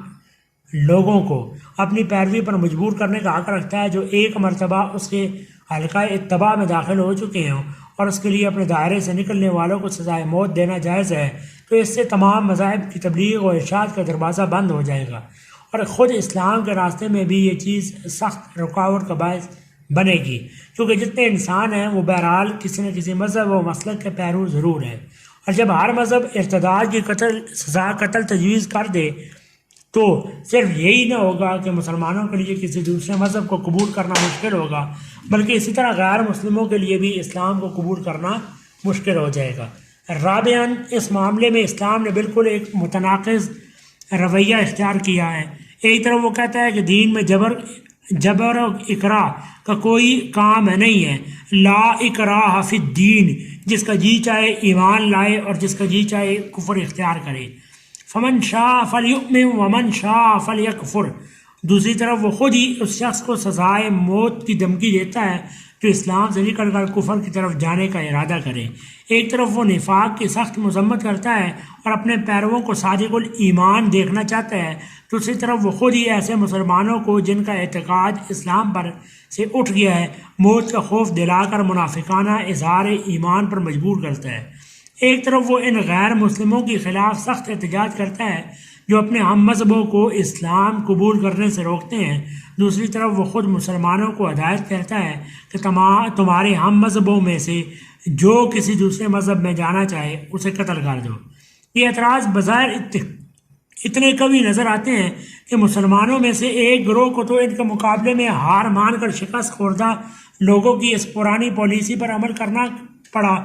کہ اپنے دین کے جس مسئلے پر معترضین کی گرفت مضبوط پڑے اسے اپنی کتاب آئین میں سے چھیل ڈالو اور صاف کہہ دو کہ یہ مسئلہ سرے سے ہمارے دین میں ہے ہی نہیں۔ رہا دوسرا گروہ جس کے لیے پہلے گروہ کی طرح حقیقت کا انکار کر دینا ممکن نہ تھا، سو اس نے امر واقعی کے اظہار کا تو حق ادا کر دیا، لیکن ان عقلی اعتراضات کے کوئی معقول جواب اس سے نہ بن پڑا، حتیٰ کہ اس کی کمزور دلیلوں سے راسخ العقیدہ مسلمانوں کے دلوں میں بھی یہ بات بیٹھ گئی کہ قتل مرتد کا حکم اسلام میں ہے تو ضرور، مگر اسے معقول ثابت کرنا مشکل ہے۔ مجھے خوب یاد ہے کہ اب سے تقریباً 18 برس پہلے جب ہندوستان میں ایک موقع پر قتل مرتد کا مسئلہ زور شور سے چھڑ گیا تھا اور چاروں طرف سے اس پر اعتراضات کی بوچھاڑ ہوئی تھی، اس وقت مولانا محمد علی مرحوم جیسا سچا مسلمان بھی ان دلائل سے شکست کھائے بغیر نہ رہ سکا۔ علماء میں سے متعدد بزرگوں نے اس موقع پر اصل مسئلہ شرعی کو تو اس طرح بیان کیا جیسا کہ اس کا حق تھا، مگر عقلی اعتراضات کے جواب میں ایسی بے جان دلیلیں پیش کی جن سے شبہ ہوتا تھا کہ شاید وہ خود بھی اپنے دلوں میں اس مسئلے کو عقلی حیثیت سے کمزور محسوس کر رہے ہیں۔ اس ضعیف مدافعت کے اثرات آج تک باقی ہیں۔ ایک بنیادی غلط فہمی، حقیقت یہ ہے کہ اگر اسلام کی حیثیت فی الواقع اس معنی میں ایک مذہب کی ہوتی جس معنی میں یہ لفظ آج بولا جاتا ہے، تو یقیناً اس کا ان لوگوں کے لیے قتل کی سزا تجویز کرنا سخت غیر معقول فعل ہوتا ہے، جو اس کے اصولوں سے غیر مطمئن ہو کر اس کے دائرے سے باہر نکلنا چاہیں۔ مذہب کا موجودہ تصور یہ ہے کہ وہ مابعد طبعی مسائل کے متعلق ایک عقیدہ و خیال ہے جسے آدمی اختیار کرتا ہے، اور حیات بعد الموت میں نجات حاصل کرنے کا ایک طریقہ ہے جس پر انسان اپنے عقیدے کے مطابق عمل کرتا ہے۔ رئی سوسائٹی کی تنظیم اور معاملات دنیا کی انجام دہی اور ریاست کی تشکیل تو وہ ایک خالص دنیاوی معاملہ ہے جس کا مذہب سے کوئی تعلق نہیں۔ اس تصور کے مطابق مذہب کی حیثیت صرف ایک رائے کی ہے، اور رائے بھی ایسی جو زندگی کے ایک بالکل ہی دو راز کار پہلو سے تعلق رکھتی ہے، جس کے قائم ہونے اور بدلنے کا کوئی قابل لحاظ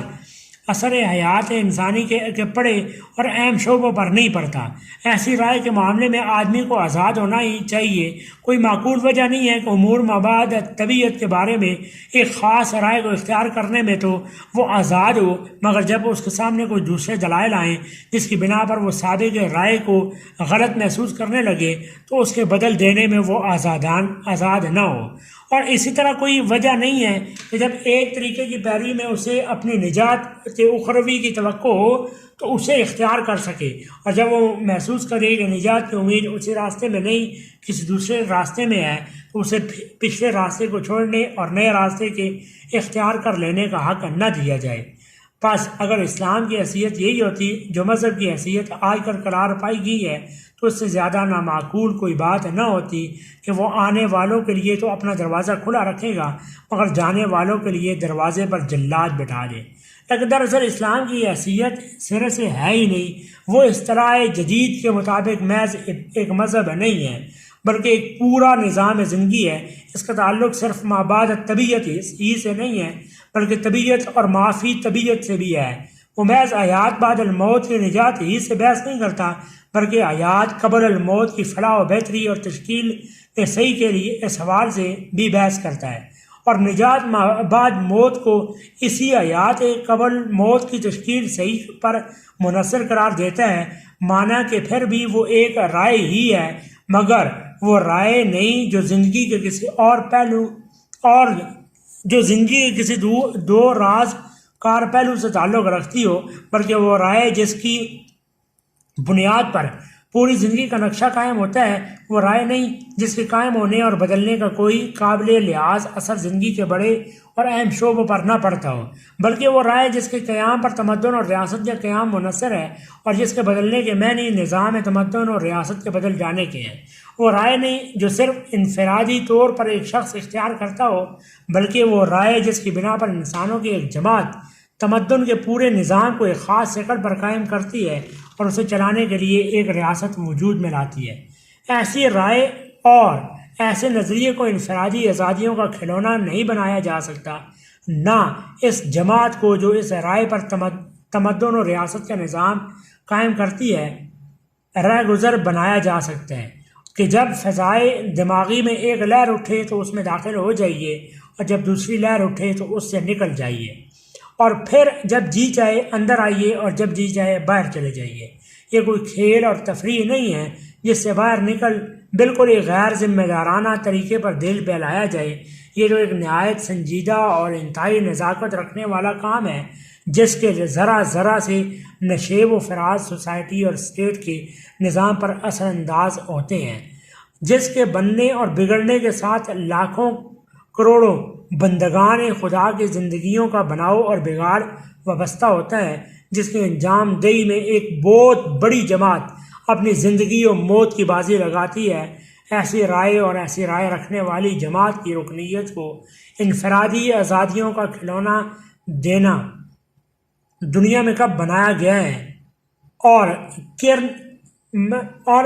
کون بناتا ہے کہ اسلام سے اس کی توقع رکھی جائے؟ منظم سوسائٹی کا فطری اقتضا۔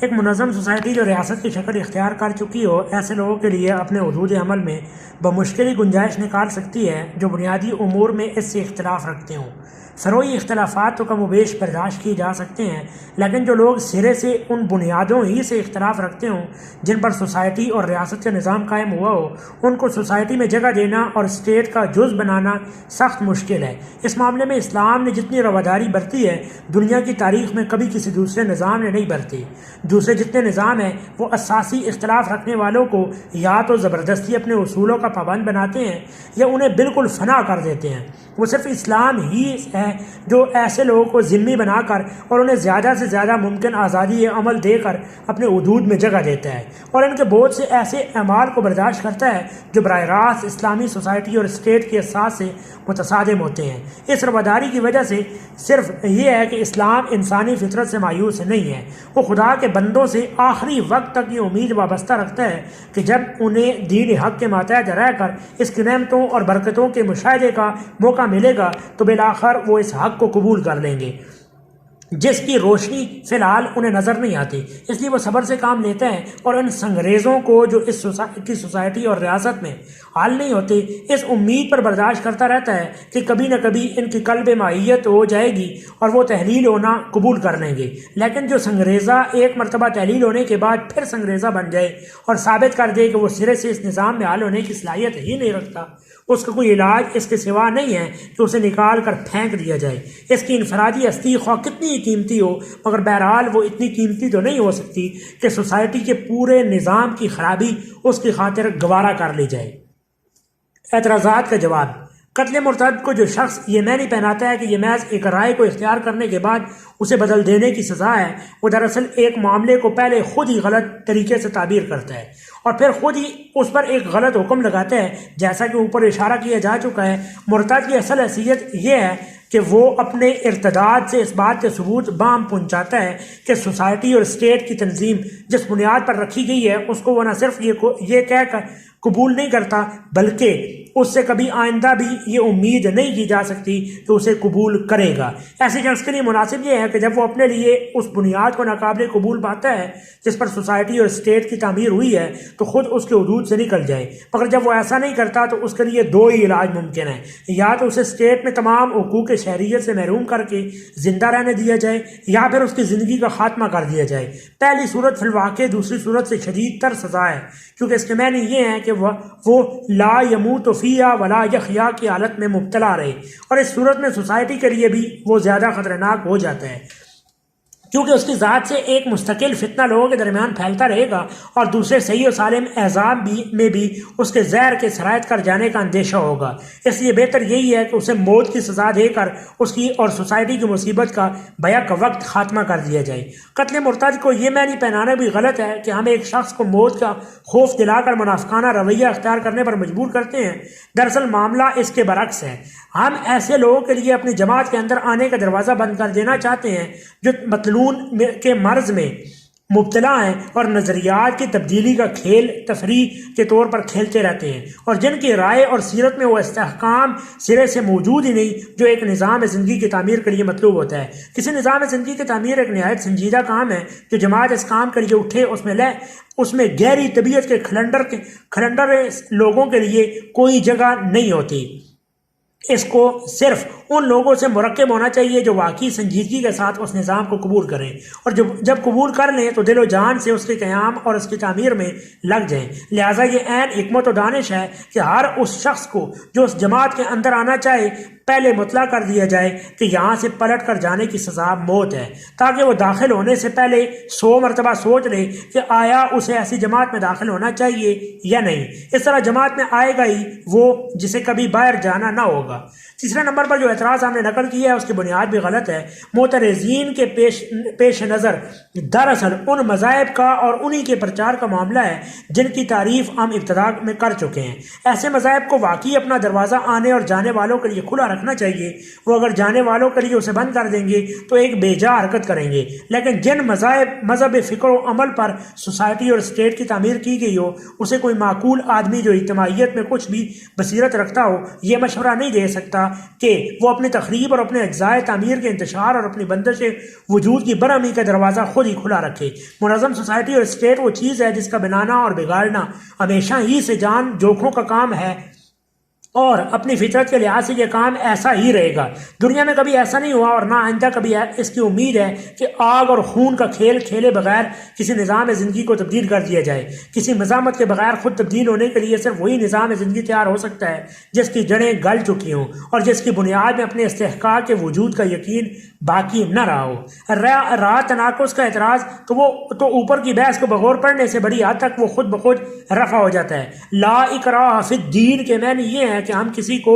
اپنے دین میں آنے کے لیے مجبور نہیں کرتے، اور واقعی ہماری روش یہی ہے، مگر جسے آ کر واپس جانا ہو اسے ہم پہلے خبردار کر دیتے ہیں کہ یہ دروازہ آمد و رفت کے لیے کھلا ہوا نہیں ہے، لہٰذا اگر آتے ہو تو یہ فیصلہ کر کے آؤ کہ واپس نہیں جانا، ورنہ برائے کرم آؤ ہی نہیں۔ کوئی بتائے کہ آخر اس میں تناقض کیا ہے؟ بلا شبہ ہم نفاق کی مذمت کرتے ہیں اور اپنی جماعت میں ہر شخص کو صادق الایمان دیکھنا چاہتے ہیں، مگر یہ شخص نے اپنی حماقت سے خود اس دروازے میں قدم رکھا جس کے متعلق اسے معلوم تھا کہ وہ جانے کے لیے کھلا ہوا نہیں ہے۔ وہ اگر نفاق کی حالت میں مبتلا ہوتا ہے تو یہ اس کا اپنا قصور ہے، اس کو اس حالت سے نکالنے کے لیے ہم اپنے نظام کی برہمی کا دروازہ نہیں کھول سکتے۔ وہ اگر ایسا ہی راستی پسند ہے کہ منافق بن کر نہیں رہنا چاہتا بلکہ جس چیز پر اب ایمان لایا ہے اس کی پیروی میں صادق ہونا چاہتا ہے تو اپنے آپ کو سزائے موت کے لیے کیوں نہیں پیش کرتا؟ ہاں یہ اعتراض بظاہر کچھ وزن رکھتا ہے کہ اسلام جب خود اپنے پیرووں کو تبدیل مذہب پر سزا دیتا ہے اور اسے قابل مذمت نہیں سمجھتا تو دوسرے مذاہب کے پروگر اپنے ہم مذہبیوں کو اسلام قبول کرنے پر سزا دیتے ہیں تو وہ ان کی مذمت کیوں کرتا ہے؟ لیکن ان دو رویوں میں بظاہر جو تناقض نظر آتا ہے فی الواقع وہ نہیں ہے، بلکہ اگر دونوں صورتوں میں ایک ہی رویہ اختیار کیا جاتا تو البتہ تناقض ہوتا۔ اسلام اپنے آپ کو حق کہتا ہے اور بالکل خلوص کے ساتھ حق کی سمجھتا ہے، اس لیے وہ حق کی طرف آنے والے اور حق سے منہ موڑ کر واپس جانے والے کو مساوی مرتبہ پر ہرگز نہیں رکھ سکتا۔ حق کی طرف آنے والے کے لیے یہ حق ہے کہ اس کی طرف آئے، اور جو اس کی راہ میں مزاحمت کرتا ہے وہ مذمت کا مستحق ہے، اور حق سے واپس جانے والے کے لیے یہ حق نہیں ہے کہ اس سے واپس جائے، اور جو اس کی راہ روکتا ہے وہ مذمت کا مستحق نہیں ہے۔ تناقض اس رویے میں نہیں ہے، البتہ اگر اسلام اپنے آپ کو حق بھی کہتا اور پھر ساتھ ہی اپنی طرف آنے والے اور اپنے سے منہ موڑ کر جانے والے کو ایک ہی مرتبے میں رکھتا تو بلا شبہ یہ ایک متناقض طرز عمل ہوتا۔ مجرد مذہب اور مذہبی ریاست کا بنیادی فرق۔ اوپر ہم نے قتل مرتد پر اعتراض کرنے والوں کے جو دلائل نقل کیے ہیں ان کے جواب میں اپنی طرف سے جو دلائل پیش کیے ہیں ان کا مقابلہ کرنے کے لیے ایک بات بالکل واضح طور پر نظر کے سامنے آ جاتی ہے، اور وہ یہ ہے کہ معترضین مرتد کی سزا پر جتنے اعتراض کرتے ہیں محض ایک مذہب کو نگاہ میں رکھ کر کرتے ہیں، اور اس کے برعکس ہم اس سزا کو حق بجانب ثابت کرنے کے لیے جو دلائل دیتے ہیں ان میں ہمارے پیش نظر مجرد مذہب نہیں ہوتا بلکہ ایک ایسا اسٹیٹ ہوتا ہے جو کسی خاندان یا طبقہ یا قوم کی حاکمیت کی بجائے ایک دین اور اس کے اصولوں کی حاکمیت پر تعمیر ہوا ہو۔ جہاں تک مجرد مذہب کا تعلق ہے وہ ہمارے اور معترضین کے درمیان اس امر میں کوئی اختلاف نہیں ہے کہ ایسا مذہب مرتد کو سزا دینے کا حق نہیں رکھتا، جبکہ سوسائٹی کا نظم و نسق اور ریاست کا وجود عملاً اس کی بنیاد پر قائم نہ ہو۔ جہاں اور جن حالات میں اسلام فی الواقع ویسے ہی ایک مذہب کی حیثیت رکھتا ہے جیسا کہ معترضین کا تصور مذہب ہے، وہاں ہم خود بھی مرتد کو سزائے موت دینے کے قائل نہیں ہیں۔ فقہ اسلامی کی روح سے محض ارتداد کی سزا ہی نہیں، اسلام کے تعزیری احکام میں سے کوئی حکم بھی ایسے حالات میں قابل نفاذ نہیں رہتا جبکہ اسلامی ریاست یا باصطلاح شرعاً سلطان موجود نہ ہو۔ لہذا مسئلہ کہ اس پہلو میں ہمارے اور معترضین کے درمیان بحث خود بخود ختم ہو جاتی ہے۔ اب قابل بحث صرف دوسرا پہلو رہ جاتا ہے، یعنی یہ کہ جہاں مذہب خود حاکم ہو، جہاں مذہبی قانون ہی ملکی قانون ہو، اور جہاں مذہب ہی نے امن و انتظام کے برقرار رکھنے کی ذمہ داری اپنے ہاتھ میں لے رکھی ہو، آیا وہاں بھی مذہب ایسے لوگوں کو سزا دینے کا حق رکھتا ہے یا نہیں جو اس کی اطاعت و وفاداری کا عہد کرنے کے بعد اس سے پھر جائیں؟ ہم اس سوال کا جواب اس بات میں دیتے ہیں کیا ہمارے معترضین کے پاس اس کا جواب نفی میں ہے؟ اگر نہیں تو اختلاف بالکل ہی دور ہو جاتا ہے، اور اگر ہے تو ہم معلوم کرنا چاہتے ہیں کہ اس پر انہیں کیا اعتراض ہے اور کیا ان کے دلائل ہیں۔ ریاست کا قانونی حق، یہ ایک الگ بحث ہے کہ آیا مذہبی ریاست بجائے خود صحیح ہے یا نہیں، چونکہ اہل مغرب کی پشت پر پاپایان روم کی ایک المناک تاریخ ہے جس کے زخم خوردہ ہونے کی وجہ سے وہ مذہبی ریاست کا نام سنتے ہی خوف سے لرز اٹھتے ہیں۔ اس لیے جب کبھی کسی ایسی چیز کے متعلق انہیں گفتگو کا اتفاق ہوتا ہے جس پر مذہبی ریاست ہونے کا گمان کیا جا سکتا ہو، اگرچہ اس کی نوعیت پاپائی سے بالکل مختلف ہی کیوں نہ ہو، تو جذبات کا ہیجان ان کو اس قابل نہیں رہنے دیتا کہ بیچارے اس پر ٹھنڈے دل سے معقول گفتگو کر سکیں۔ رہے ان کے مشرقی شاگرد تو اجتماعی و عمرانی مسائل پر ان کا سرمایہ علم جو کچھ بھی ہے مغرب سے مانگے پر لیا ہوا ہے، اور یہ اپنے استادوں سے صرف ان کی معلومات ہی ورثے میں حاصل نہیں کرتے بلکہ میراث علمی کے ساتھ ساتھ ان کے جذبات، رجحانات اور تعصبات بھی لے لیتے ہیں۔ اس لیے قتل مرتد اور اس نوعیت کے دوسرے مسائل پر جب بحث کی جاتی ہے، خواہ اہل مغرب ہوں یا ان کے مشرقی شاگرد، بالعموم دونوں ہی اپنا توازن کھو دیتے ہیں اور اصل قانونی و دستوری سوال کو ان بحثوں میں الجھانے لگتے ہیں جو مذہبی ریاست کے بذات خود صحیح یا غلط ہونے کی بحث سے تعلق رکھتے ہیں۔ حالانکہ اگر بالفرض اسلامی ریاست انہی معنوں میں ایک مذہبی ریاست ہو جن معنوں میں اہل مغرب اسے لیتے ہیں، تب بھی اس مسئلے میں یہ بحث بالکل غیر متعلق ہے۔ سوال صرف یہ ہے کہ جو ریاست کسی خطہ زمین پر حاکمیت رکھتی ہو، آیا وہ اپنے وجود کی حفاظت کے لیے ایسے افعال کو جرم قرار دینے کا حق رکھتی ہے یا نہیں جو اس کے نظام کو برہم کرنے والے ہوں۔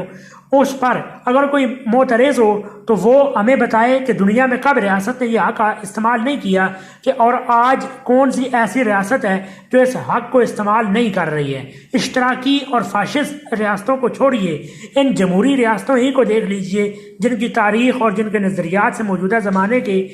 دنیا نے جمہوریت کا سبق سیکھا ہے اور جن کو آج جمہوری نظام کی علمبرداری کا شرف حاصل ہے۔ کیا یہ اس حق کو استعمال نہیں کر رہی ہیں؟ انگلستان کی مثال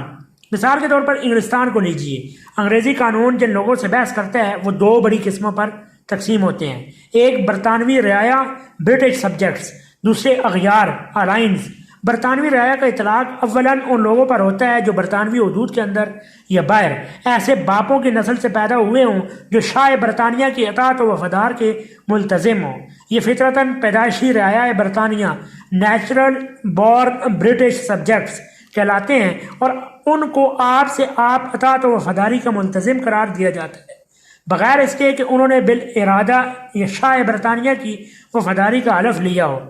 ثانیاً یہ لفظ ان لوگوں کے لیے استعمال ہوتا ہے جو پہلے اغیار میں سے تھے اور پھر چند قانونی شرائط کی تکمیل کے بعد انہوں نے شاہ برطانیہ کی وفاداری کا حلف لے کر برطانوی رعایا ہونے کا سرٹیفکیٹ حاصل کر لیا ہو۔ رہے اغیار تو اس سے مراد وہ تمام لوگ ہیں جو کسی دوسری قومیت سے تعلق رکھتے ہوں اور کسی دوسرے اسٹیٹ کی وفاداری کے ملتزم ہوں مگر برطانوی مملکت کی حدود میں مقیم ہوں۔ ان مختلف قسم کے اشخاص کے متعلق انگریزی قانون کے حسب ذیل اصول قابل ملاحظہ ہوں۔ نمبر 1، اغیار میں سے ہر شخص جو برطانوی رعایا ہونے کے لیے ضروری قوانین شرائط کی تکمیل کر چکا ہو یہ اختیار رکھتا ہے کہ اپنی سابق قومیت ترک کر کے برطانوی قومیت میں داخل ہونے کی درخواست کرے۔ اس صورت میں سیکرٹری آف اسٹیٹ اس کے حالات کی تحقیق کرنے کے بعد شاہ برطانیہ کی اطاعت و وفاداری کا حلف لے کر اسے برطانوی قومیت کا سرٹیفکیٹ عطا کر دے گا۔ نمبر 2، کوئی شخص خواہ پیدائشی رعایا برطانیہ ہو یا با اختیار خود برطانوی رعایا میں داخل ہوا ہو، از روئے قانون یہ حق نہیں رکھتا کہ مملکت برطانیہ کے حدود میں رہتے ہوئے کسی دوسری قومیت کو اختیار کر لے اور کسی دوسرے اسٹیٹ کی وفاداری کا حلف اٹھائے کہ جس قومیت سے وہ پہلے تعلق رکھتا تھا اس کی طرف پھر وہ واپس چلا جائے۔ یہ حق اسے صرف اس صورت میں حاصل ہو سکتا ہے جبکہ وہ برطانوی حدود سے باہر مقیم ہو۔ نمبر 3، برطانوی حدود سے باہر مقیم ہونے کی صورت میں بھی رعایا برطانیہ کا کوئی فرد خواہ وہ پیدائشی رعیت ہو یا رعیت بن گیا ہو یہ حق نہیں رکھتا کہ حالت جنگ میں برطانوی قومیت ترک کر کے کسی ایسی قوم کی قومیت اور کسی ایسے اسٹیٹ کی وفاداری اختیار کرے جو شاہ برطانیہ سے برسر جنگ ہو۔ یہ فعل برطانوی قانون کی روح سے غدر کبیر ہائی ٹریزن ہے جس کی سزا موت ہے۔ نمبر 4، برطانوی رعایا میں سے جو شخص برطانوی حدود کے اندر یا باہر رہتے ہوئے بادشاہ کے دشمنوں سے تعلق رکھے اور ان کو مدد اور آسائش بام پہنچائے یا کوئی ایسا فعل کرے جو بادشاہ کے دشمنوں کو تقویت پہنچانے والا یا بادشاہ اور ملک کی قوت حملہ و مدافعت کو کمزور کرنے والا ہو، وہ بھی غدر کبیر کا مرتکب ہے اور اس کی سزا بھی موت ہے۔ نمبر 5، بادشاہ، ملکہ یا ولی عہد کی موت کے در پہ ہونا، اس کا تصور کرنا، بادشاہ کی رفیقہ یا اس کی بڑی بیٹی یا ولی عہد کی بیوی کو بے حرمت کرنا، بادشاہ کی طرف ہتھیار سے اشارہ کرنا یا نشانہ تانکنا یا ہتھیار اس کے سامنے لانا جس سے مقصود اس کو نشانہ پہنچانا یا خوف زدہ کرنا ہو، اسٹیٹ کے مذہب کو تبدیل کرنے یا اسٹیٹ کے قوانین کو منسوخ کرنے کے لیے قوت استعمال کرنا، یہ سب افعال بھی غدر کبیر ہیں اور ان کا مرتکب بھی سزائے موت کا مستحق ہے۔ نمبر 6، بادشاہ کو اس منصب، اعزاز یا القاب سے محروم یا معزول کرنا بھی جرم ہے جس کی سزا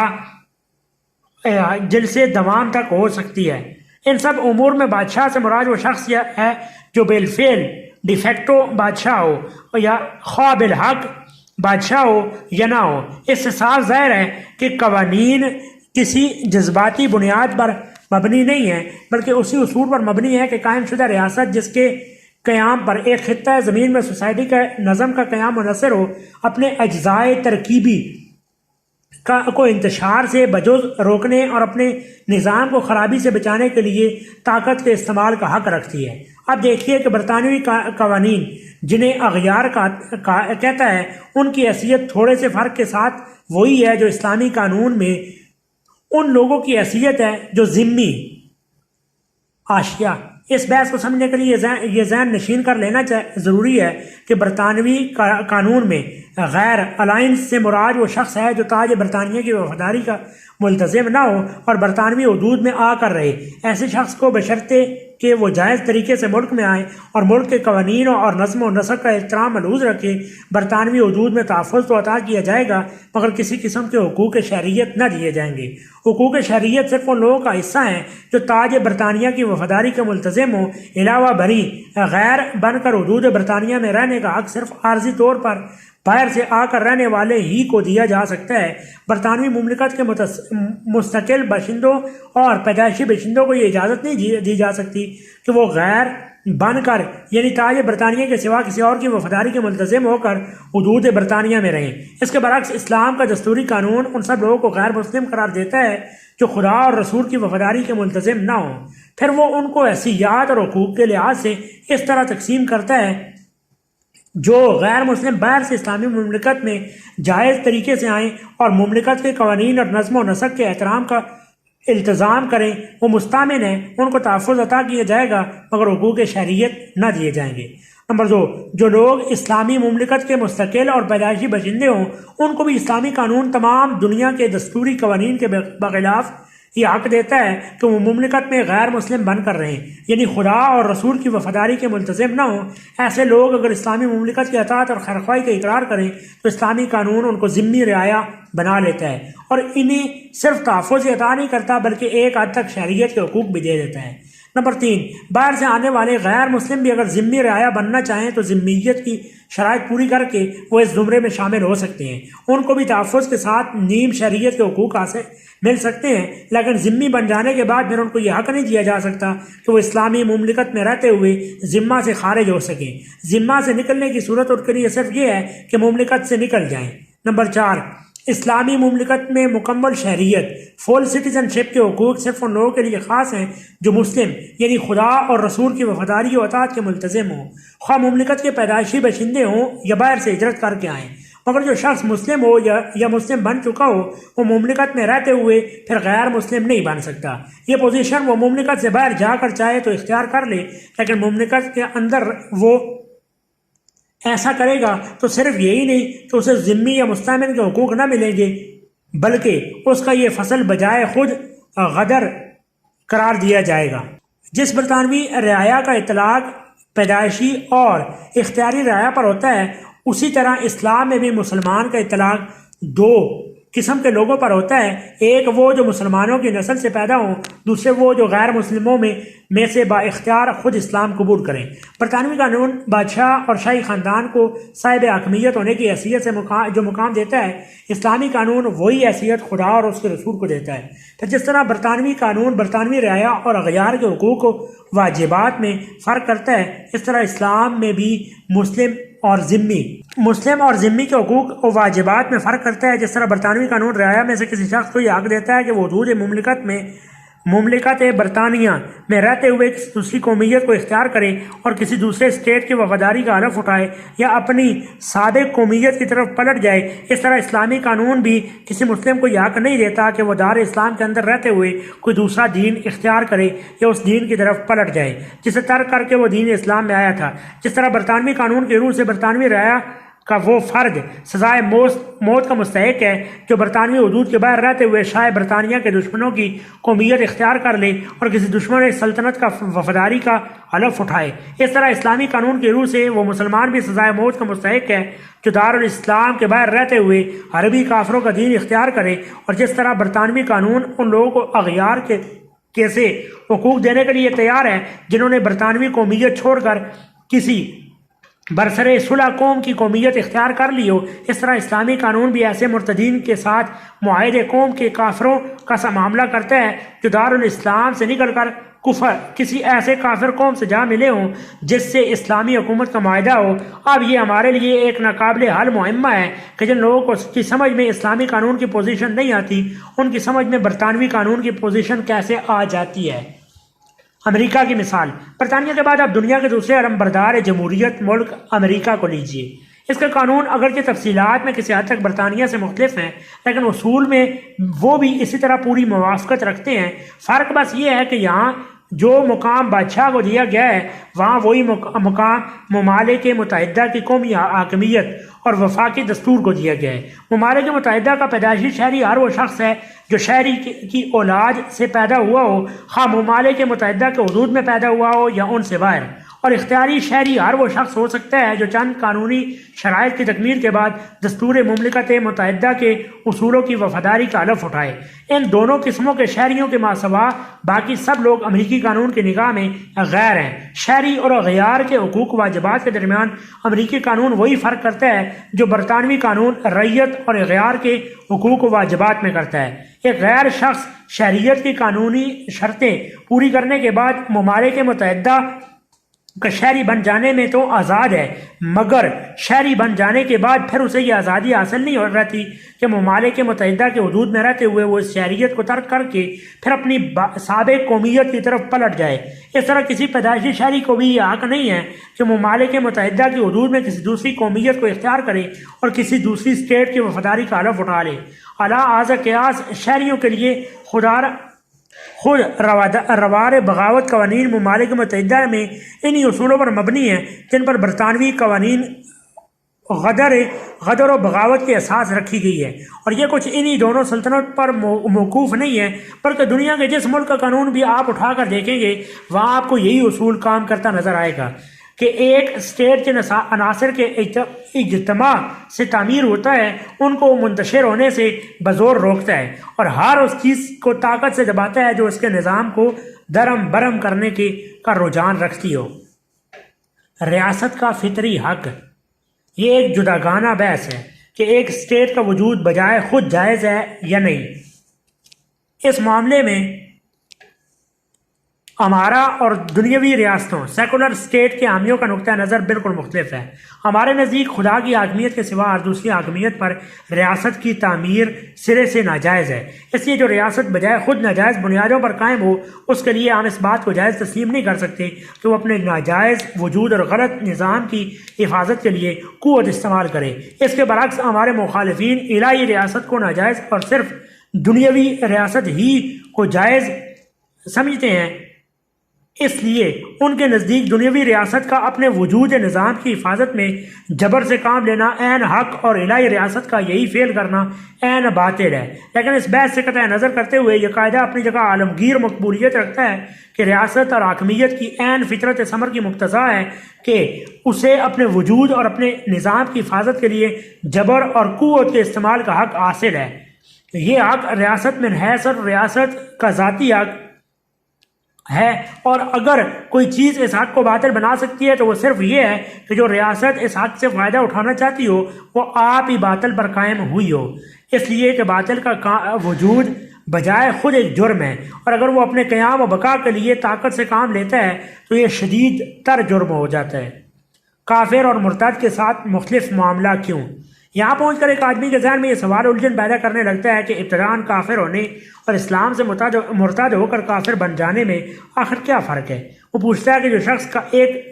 جو قانون ایک شخص کے ابتداءً کافر ہونے کو برداشت کر لیتے ہیں اور اسے اپنے حدود میں امن کی جگہ عطا کرتا ہے، وہ آخر اسی شخص کے اسلام میں داخل ہونے کے بعد پھر کافر ہو جانے کو یا ایک پیدائشی مسلمان کے کفر اختیار کر لینے کو کیوں برداشت نہیں کرتا؟ پہلی قسم کے کافر کا کفر اور دوسری قسم کے کافر کے کفر سے اصولاً کیا اختلاف رکھتا ہے؟ وہ تو قانون کی نگاہ میں مجرم نہ ہو، اور یہ مجرم ہو اس کو ذمہ بنا کر اس کی جان و مال کی حفاظت کی جائے اور اسے زندگی کے جملہ حقوق سے محروم کر کے دار پر چڑھا دیا جائے۔ اس کا جواب یہ ہے کہ نہ ملنے والے اور مل کر الگ ہو جانے والے کے درمیان انسان فطرتاً لازم فرق کرتی ہے۔ نہ ملنا تلخی، نفرت اور عداوت کو مستلزم نہیں ہے، مگر مل کر الگ ہو جانا قریب 100% حالات میں ان جذبات کو مستلزم ہے۔ نہ ملنے والا کبھی ان فتنوں کا معجب نہیں بن سکتا جن کا معجب مل کر الگ ہو جانے والا بنتا ہے۔ نہ ملنے والے کے ساتھ آپ تعاون، دوستی، رازداری، لین دین، شادی بیاہ اور بے شمار قسم کے تمدنی اور اخلاقی رشتے قائم نہیں کرتے جو ملنے والے کے ملاپ پر اعتماد کر کے اس کے ساتھ قائم کر لیتے ہیں۔ اس لیے نہ ملنے والا کبھی ان نقصانات کا سبب نہیں بن سکتا جن کا معجب مل کر الگ ہو جانے والا بنتا ہے۔ یہی وجہ ہے کہ انسان نہ ملنے والے کی یہ نسبت ان لوگوں کے ساتھ فطرتاً بالکل دوسری ہی قسم کا برتاؤ کرتا ہے جو مل کر الگ ہو جاتے ہیں۔ انفرادی زندگی میں اتصال کے بعد افتراق کا نتیجہ محدود ہوتا ہے، اس لیے عموماً کشیدگی تک پہنچ کر رہ جاتا ہے۔ اجتماعی زندگی میں یہ چیز زیادہ بڑے پیمانے پر نقصان کی موجب ہوتی ہے، اس لیے فرد کے خلاف جماعت کی کارروائی بھی زیادہ سخت ہوتی ہے۔ جہاں الگ ہونے والا کوئی فرد واحد نہیں بلکہ کوئی بڑا گروہ ہوتا ہے، وہاں نقصان کا پیمانہ بہت بڑھ جاتا ہے۔ اس لیے اس کا نتیجہ لازماً جنگ کی صورت میں ظاہر ہوتا ہے۔ جو لوگ اس بات پر تعجب کرتے ہیں کہ کافر اور مرتد کے ساتھ اسلام دو مختلف رویے کیوں اختیار کرتا ہے، انہیں شاید معلوم نہیں ہے کہ دنیا میں کوئی اجتماعی نظام ایسا نہیں ہے جو اپنے اندر شامل نہ ہونے والوں اور شامل ہو کر الگ ہو جانے والوں کے ساتھ یکساں برتاؤ کرتا ہو۔ الگ ہونے والوں کو اکثر کسی نہ کسی نوعیت کی سزا ضرور دی جاتی ہے اور بارہا ان کو واپس آنے پر مجبور بھی کیا جاتا ہے، خصوصاً جو نظام جتنی زیادہ اہم اجتماعی ذمہ داریوں کا حامل ہو اس کا رویہ اس معاملے میں اتنا ہی زیادہ سخت ہوتا ہے۔ مثال کے طور پر فوج کو لیجئے، قریب تمام دنیا کے فوجی قوانین میں یہ بات مشترک ہے کہ فوجی ملازمت اختیار کرنے پر تو کسی کو مجبور نہیں کیا جاتا، مگر جو شخص با اختیار خود فوجی ملازمت میں داخل ہو چکا ہو اسے ملازمت میں رہنے پر لازماً مجبور کیا جاتا ہے۔ وہ استعفیٰ دے تو ناقابل قبول ہے، خود چھوڑ جائے تو مجرم ہے۔ جنگ کی عملی خدمت ایکٹیو سروس سے فرار ہو تو سزائے موت کا مستحق ہے۔ عام فوجی خدمات سے بھاگے تو اب سے دوام تک سزا پا سکتا ہے، اور جو کوئی اس بھاگنے والے کو پناہ دے یا اس کے جرم پر پردہ ڈالے تو وہ بھی مجرم ٹھہرتا ہے۔ یہی طرز عمل انقلابی پارٹیاں اختیار کرتی ہیں، وہ بھی کسی کو اپنے اندر شامل ہونے پر مجبور نہیں کرتی، مگر جو شامل ہو کر الگ ہو جائے اسے گولی مار دیتی ہے۔ یہ معاملہ تو فرد اور جماعت کے درمیان ہے، اور جہاں جماعت اور جماعت کے درمیان یہ صورت پیش آتی ہے وہاں اس سے زیادہ شدید معاملہ کیا جاتا ہے۔ وفاق، فیڈریشن اور تحالف کانفیڈرنسی کے متعلق اکثر آپ نے سنا ہوگا کہ جو ریاستیں اس قسم کے اتحاد میں شریک ہوتی ہیں ان کو شریک ہونے یا نہ ہونے کا اختیار تو دیا جاتا ہے، مگر شریک ہو چکنے کے بعد الگ ہو جانے کا دروازہ از روئے دستور بند کر دیا جاتا ہے۔ بلکہ جہاں دستور میں اس قسم کی کوئی تصریح نہیں ہوتی وہاں بھی علیحدگی کے حق کا استعمال اکثر جنگ تک نوبت پہنچا دیتا ہے۔ 19ویں صدی میں 2 لڑائیاں اسی مسئلے پر ہو چکی ہیں۔ پہلی لڑائی سوئٹزرلینڈ میں ہوئی جبکہ 1867 میں 7 رومن کیتھولک ریاستوں نے کانفیڈرنسی سے الگ ہونے کا فیصلہ کیا۔ اس پر کانفیڈریسی کے باقی شرکاء ان الگ ہونے والی ریاستوں سے برسر پیکار ہو گئے اور انہوں نے لڑ کر انہیں مجبور کیا کہ پھر ان کی وفاقی ریاست میں شامل ہو جائیں۔ دوسری لڑائی امریکہ کی خانہ جنگی امریکن سول وار کے نام سے مشہور ہے۔ 1860 میں ممالک متحدہ امریکہ کے تحت سے 7 ریاستیں الگ ہو گئیں اور انہوں نے اپنا علیحدہ تحالف قائم کر لیا۔ بعد میں 4 مزید ریاستیں الگ ہو کر اس جتھے میں آ ملیں۔ نیز 6 ریاستوں کی رائے عام یہ تھی کہ اصولاً ہر ریاست کو الگ ہو جانے کا حق حاصل ہے اور وفاقی حکومت کو یہ حق نہیں ہے کہ انہیں زبردستی ممالک متحدہ کی وفاق میں واپس آنے پر مجبور کرے۔ اس پر 1861 میں وفاقی حکومت نے ریاستوں کے خلاف جنگ چھیڑ دی اور 3-4 سال کی شدید خون ریزی کے بعد انہیں پھر اتحاد میں شریک ہونے پر مجبور کر دیا۔ افتراق بعد استحصال کے خلاف بالعموم تمام اجتماعی نظام اور بالخصوص سیاسی و فوجی نوعیت کے نظام یہ سخت کارروائی کیوں کرتے ہیں؟ اس کے حق میں قوی ترین دلیل یہ ہے کہ اجتماعی نظم اپنی کامیابی کے لیے فطرتاً استحکام کا مقتضا ہوتا ہے اور یہ استحکام سراسر اس بات پر منحصر ہوتا ہے کہ جن عناصر کے ملاپ سے یہ نظم وجود میں آیا ہو ان کے ملاپ پر زیادہ سے زیادہ اعتماد کیا جا سکے۔ ناقابل اعتماد متزلزل اور انتشار پذیر عناصر کا اجتماع جس کے قائم رہنے پر بھروسہ نہ کیا جا سکے اور جس کے ثابت قدم رہنے کا یقین نہ ہو کب کوئی صحیح قسم کی جماعتی زندگی پیدا نہیں کر سکتا، خصوصاً جو اجتماعی ادارہ تمدن کے اہم خدمات کا بار اٹھانے والا ہو وہ تو کبھی اس خطرے کو مول لینے پر آمادہ ہو ہی نہیں سکتا کہ اس کی ترکیب ایسے اجزاء سے ہو جو ہر وقت پارا پارا ہو سکتے ہوں۔ انتشار پذیر اینٹوں اور پتھروں سے بنی ہوئی عمارت ویسے بھی انسانی سکونت کے لیے کوئی قابل اطمینان چیز نہیں ہوتی، کجا کہ ایک قلعہ جس پر ایک پورے ملک کے امن کا انحصار ہو ایسے بکھر جانے والے اجزاء سے بنا ڈالا جائے۔ تفریح انجمنیں جسم کی حیثیت بچوں کے گروندوں سے زیادہ نہ ہو، افراد کی شخصی آزادی کو اپنے جماعتی وجود کے مقابلے میں ضرور ترجیح دے سکتی ہے، لیکن کسی بڑے جماعتی مقصد کے لیے جان جوکوں کا کھیلنے والے ادارے اس کے لیے کبھی تیار نہیں ہو سکتے۔ لہذا ریاست اور فوج اور وہ پارٹیاں جو سنجیدگی کے ساتھ کسی اہم اجتماعی نصب العین کی خدمت پر پرخطر کام کرنے کے لیے بنی ہوں اور اسی نوعیت کے دوسرے نظام اس امر پر قطعی مجبور ہیں کہ واپس جانے والوں کے لیے اپنے دروازے بند کر دیں اور اپنے اجزائے ترکیبی کو منتشر ہونے سے باز رکھیں۔ مستحکم اور قابل اعتماد اجزاء حاصل کرنے کا اس سے زیادہ کامیاب ذریعہ اور کوئی نہیں ہے کہ آنے والے کو پہلے ہی آگاہ کر دیا جائے کہ یہاں سے جانے کا نتیجہ موت ہے، کیونکہ اس طرح کمزور قوت فیصلہ رکھنے والے خود ہی اندر آنے سے باز رہیں گے۔ اس طرح موجودہ اجزاء کو بکھرنے سے باز رکھنے کا بھی قوی ترین ذریعہ یہی ہے کہ جو اجزاء بکھرنے پر اصرار کریں انہیں کچل ڈالا جائے تاکہ جہاں جہاں علیحدگی کے میلانات پرورش پا رہے ہوں وہاں ان کا خود بخود کلا کما ہو جائے۔ البتہ یہاں اس حقیقت کو پھر ذہن نشین کر لینا چاہیے کہ جماعتی زندگی کے لیے نظم کے لیے اس تدبیر کو صحیح قرار دینے کا مطلب یہ نہیں ہے کہ ہر جماعتی نظم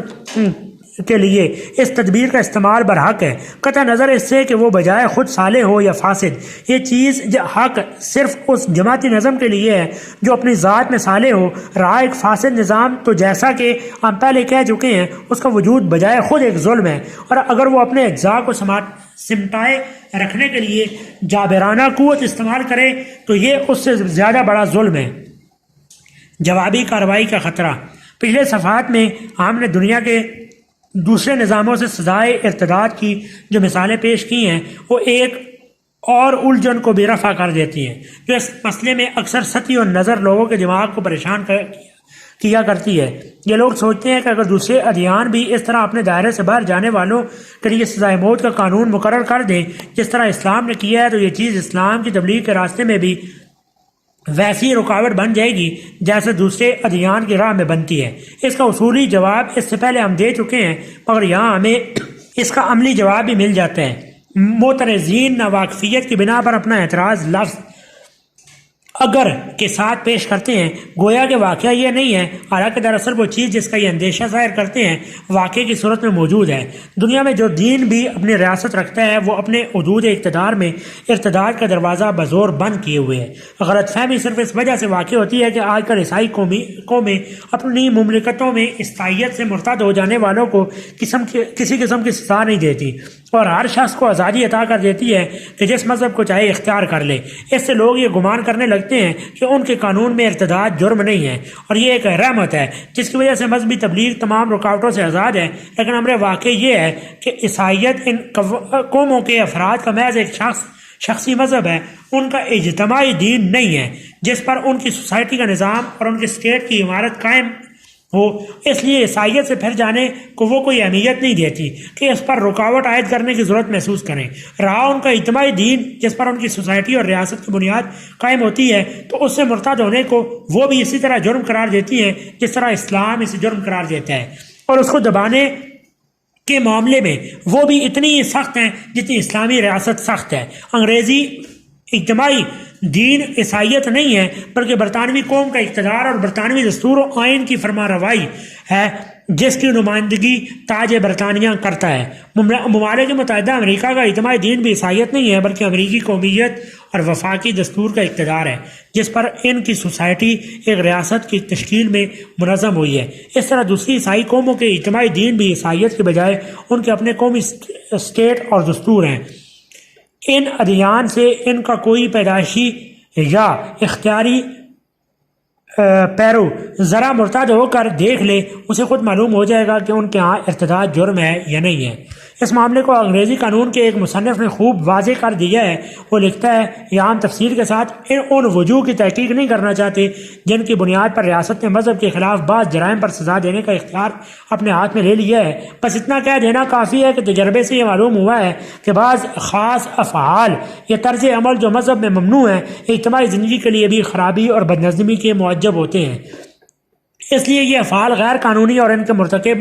مستلزم سزا قرار دیے گئے ہیں، نہ اس وجہ سے وہ خدا کے قانون کو توڑتے ہیں بلکہ اس وجہ سے کہ وہ ملکی قوانین کی خلاف ورزی کرتے ہیں۔ آگے چل کر وہ پھر لکھتا ہے، ایک زمانہ دراز تک انگریزی قانون میں ارتداد یعنی عیسائیت سے بالکل پھر جانے کی سزا موت تھی۔ بعد میں یہ قانون بنایا گیا کہ اگر کوئی شخص جس نے عیسائیت کی تعلیم حاصل کی ہو یا عیسائی مذہب کی پیروی کا اقرار کیا ہو، تحریر یا طباعت یا تعلیم یا سوچی سمجھی ہوئی تقریر کے سلسلے میں اس خیال کا اظہار کرے کہ خدا ایک کے بجائے متعدد ہیں، عیسائی مذہب کے حق ہونے سے یا کتاب مقدس کے من جانب اللہ ہونے سے انکار کرے، تو پہلی خطا پر وہ ملکی اور فوجی ملازمت میں داخل ہونے سے محروم کیا جائے گا، اور دوسری خطا پر اسے 3 سال کے لیے قید کی سزا دی جائے گی۔ لیکن یقین کیا جاتا ہے کہ اس قانون کے تحت کبھی کسی شخص پر مقدمہ نہیں چلایا گیا۔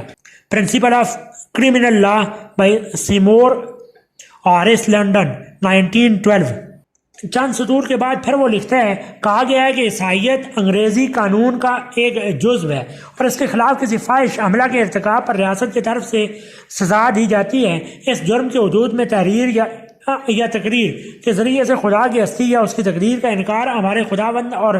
مسیح کی اعانت اور کتب مقدسہ یا ان کے کسی جز کا استہزاء شامل ہے۔ اس پر صرف اتنا اضافہ کرنے کی ضرورت باقی رہ جاتی ہے کہ اس قانون کو شاذ و نادر ہی کبھی استعمال کیا گیا ہو۔ کتاب مذکورہ صفحہ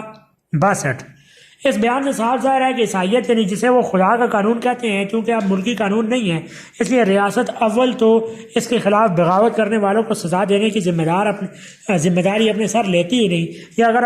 اگر اس بنا پر ابھی تک یہ عیسائیت حکمراں افراد کا مذہب ہے اور برائے نام اس ذمہ داری کو قبول کرتی ہے، تو عملاً اس کا ادا کرنے سے پہلو تہی کرتی ہے۔ لیکن خود ملکی قانون اس کا جواب آپ عملاً پا سکتے ہیں اگر ذرا ہمت کر کے برطانوی رعایا کو کوئی فرد برطانوی حدود میں رہتے ہوئے تاج برطانیہ کے اقتدار اعلیٰ اور سلطنت کے آئین کو تسلیم کرنے سے انکار کر دے، پس در حقیقت وہ حالت تو عملاً قائم ہے جس کے متعلق غلط فہمی کی بنا پر یہ کہا جاتا ہے اگر ایسا ہوا تو کیا ہوگا۔ لیکن اس حالت کے قائم ہونے سے موجودہ زمانے کے مذہبی تبلیغ میں کوئی رکاوٹ اس لیے واقع نہیں ہوتی کہ آج کل دنیا میں جن مختلف مذاہب کی تبلیغ کی جا رہی ہے، ان میں سے کسی مذہب کو چھوڑ کر کسی دوسرے مذہب میں چلے جانے سے دنیاوی مملکتوں کے اجتماعی دین میں کوئی رخنا نہیں پڑتا۔ تمام مذاہب بالفعل اس اجتماعی دین کے تابع بن کر رہتے ہیں اور ان حدود کی پابندی کرتے ہیں جن میں اس نے انہیں محدود کر دیا ہے۔ لہٰذا اس کے تابع فرمان اور مطیع امر رہتے ہوئے اگر آپ نے ایک مذہبی عقیدہ و عمل کو چھوڑ کر دوسرا مذہبی عقیدہ و عمل اختیار کر لیا تو اجتماعی دین کے نقطۂ نظر سے پھر واقع آپ کے اندر کوئی فرق رونما نہیں ہوا، نہ آپ نے کسی ارتداد کا ارتکاب کیا کہ وہ آپ سے باز پرس کرے۔ ہاں اگر آپ اس اجتماعی دین کے اعتقاد و عملاً کافر بن جائیں اور کسی دوسرے اجتماعی دین کے اعتقادی مومن بن کر عملی مسلم بننے کی کوشش کریں تو آج کا ہر حکمران آپ کے ساتھ وہی کچھ کرنے کے لیے تیار ہے جو آج سے 3,500 برس پہلے کا حکمران حضرت موسیٰ کے ساتھ کرنے کے لیے تیار ہوا تھا۔ ذرونی اقتل موسیٰ ولیدع ربہ انی اخاف ان یبدل دینکم او ان یظہر فی الارض الفساد۔ پیدائشی مسلمانوں کا مسئلہ۔ اس سلسلے میں ایک آخری سوال اور باقی رہ جاتا ہے جو قتل مرتد کے حکم پر بہت سے دماغوں میں تشویش پیدا کرتا ہے۔ وہ یہ کہ جو شخص پہلے غیر مسلم تھا پھر اس نے بااختیار خود اسلام قبول کیا اور اس کے بعد دوبارہ کفر اختیار کر لیا، اس کے متعلق تو آپ کہہ سکتے ہیں کہ اس نے جان بوجھ کر غلطی کی کیونکہ نہ وہ ذمہ بن کر رہا اور کیوں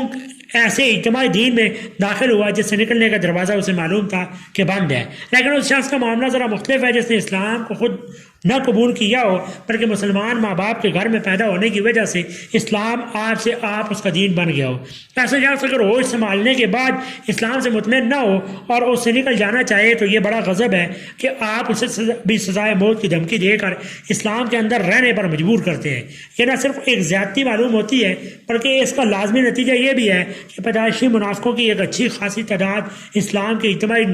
نظام کے اندر پرورش پاتی رہے۔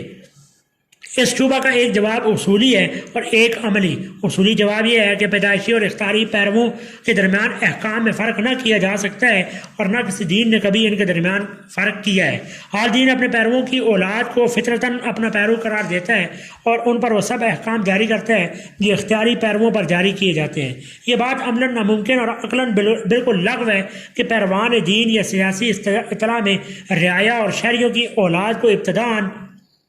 کفار یا اغیار کی حیثیت سے پرورش کیا جائے اور جب وہ بالغ ہو جائیں تو اس بات کا فیصلہ ان کے اختیار پر چھوڑ دیا جائے کہ آیا وہ اس دین کی پیروی یا اس اسٹیٹ کی وفاداری قبول کرتے ہیں یا نہیں جس میں وہ پیدا ہوئے ہیں۔ اس طرح تو کوئی اجتماعی نظام دنیا میں کبھی چل ہی نہیں سکتا۔ اجتماعی نظام کی بقا اور استحکام کا زیادہ تر انحصار اس مستقل آبادی پر ہوتا ہے جو اس کی پیروی پر ثابت و قائم اور اس کے تسلسل حیات کے ضامن ہو، اور ایسی مستقل آبادی کی صرف اسی طرح بنتی ہے کہ نسل کے بعد نسل آ کر اس نظام کو جاری رکھنے کی ذمہ داری لیتی چلی جائے۔ اگر پیرووں اور شہریوں کی ہر نسل کے بعد دوسری نسل اس پیروی اور شہریت پر قائم رہنا اور اس نظام کو برقرار رکھنا مشتبہ اور غیر یقینی ہو تو اجتماعی نظام کی بنیاد دائماً متزلزل رہے گی اور کبھی اس کو استحکام نصیب ہی نہ ہوگا۔ لہذا پیدائشی پیروی اور شہریت کو اختیاری میں تبدیل کر دینا ہر بعد کی نسل کے لیے دین اور دستوروں، آئین اور تمام وفاداریوں سے انحراف کا دروازہ کھلا رکھنا ہے۔ ایک ایسی تجویز ہے جو بجائے خود سخت نامعقول ہے اور دنیا میں آج تک کسی دین، کسی اجتماعی نظام اور کسی ریاست نے اس کو اختیار نہیں کیا ہے۔ اس کا عملی جواب یہ ہے کہ جو اندیشہ ہمارے معترضین بیان کرتے ہیں وہ در حقیقت عملی دنیا میں کبھی رونما نہیں ہوتا۔ ہر اجتماعی نظام جس میں کچھ بھی زندگی کی طاقت اور خواہش موجود ہو پوری توجہ کے ساتھ اس کا انتظام کیا کرتا ہے کہ اپنے دائرے میں پیدا ہونے والی نئی نسلوں کی طرف اپنی روایت، اپنی تہذیب، اپنے اصولوں اور اپنی وفاداریوں کو منتقل کرے اور انہیں اپنے لیے زیادہ سے زیادہ قابل اعتماد بنائے۔ اب اس تعلیم و تربیت کی وجہ سے نئی نسلوں کی بہت بڑی اکثریت 999% بھی زیادہ اکثریت اس نظام کے اتباع پر راضی اور اس کے وفادار بن کر اٹھتی ہے جس میں وہ پیدا ہوتی ہے۔ ان حالات میں صرف چند ہی افراد ایسے ہو سکتے ہیں جو مختلف وجوہ سے انحراف، بغاوت کا میلان لیے ہوئے اٹھیں یا بعد میں اس کا اکتساب کر لیں۔ ظاہر ہے کہ اس قسم کے چند افراد کی خاطر اصول میں کوئی ایسا تغیر نہیں کیا جا سکتا جس سے پوری سوسائٹی کی زندگی خطرے اور بے اطمینانی میں مبتلا ہو جائیں۔ ایسے چند افراد اگر اجتماعی دین سے انحراف کرنا چاہیں تو ان کا یہ دو دروازے کھلے ہوئے ہیں، یا تو ریاست کے حدود سے باہر جا کر اس سے انحراف کریں، یا اگر وہ اپنے اس انحراف میں راسخ ہیں اور جس دوسرے نظام کو انہوں نے پسند کیا ہے اس کی پیروی میں صادق الایمان ہیں اور اپنے آبائی دین کی جگہ اسے قائم کرنے کا سچا عزم رکھتے ہیں تو اپنی زندگی کو خطرے میں ڈالیں اور جان جوکھوں کا وہ کھیل کھیلیں جس کے بغیر کسی نظام کو تبدیل نہیں کیا جا سکتا۔ پس جہاں تک نفس مسئلہ کا تعلق ہے وہ بہرحال یہی رہے گا کہ مسلمانوں کے نسل سے پیدا ہونے والی اولاد مسلمان ہی سمجھی جائے گی اور قانون اسلام کی طرف سے ان کے لیے ارتداد کا دروازہ ہرگز نہ کھولا جائے گا۔ اگر ان میں سے کوئی اسلام سے پھرے گا تو وہ بھی اس طرح قتل کا مستحق ہوگا جس طرح وہ شخص جس نے کفر سے اسلام کی طرف آ کر پھر کفر کا راستہ اختیار کیا ہو۔ یہ تمام فقہاء اسلام کا متفق علیہ فیصلہ ہے اور اس باب میں ماہرین شریعت کے درمیان قطعاً کوئی اختلاف نہیں ہے۔ البتہ اس معاملے کا ایک پہلو ایسا ہے جس میں مجھے کچھ پیچیدگی نظر آتی ہے، وہ یہ ہے کہ ایک مدت دراز سے ہمارا اجتماعی نظام نہایت ڈھیلا اور سست رہا۔ ہمارے یہاں کئی نسلیں ایسی گزر چکی ہیں کہ ہر نسل کے بعد کی نسل کو اسلامی تعلیم و تربیت دینے میں سخت کوتاہی کی ہے۔ خصوصاً پچھلے دور غلامی میں تو ہماری قومی بے شعوری اس حد کو پہنچ گئی کہ ہمارے لاکھوں افراد نے بے پرواہی کے ساتھ اور ہزاروں نے جان بوجھ کر اپنی اولاد کو کافرانہ تعلیم و تربیت کے حوالے کر دیا۔ اس وجہ سے ہمارے یہاں اسلام سے بغاوت اور انحراف کے میلانات رکھنے والوں کا تناسب خطرناک حد تک بڑھ گیا ہے اور بڑھتا چلا جا رہا ہے۔ اگر آگے چل کر کسی وقت اسلامی نظام حکومت قائم ہو، خیال رہے کہ یہ مضمون 1942 میں لکھا گیا تھا،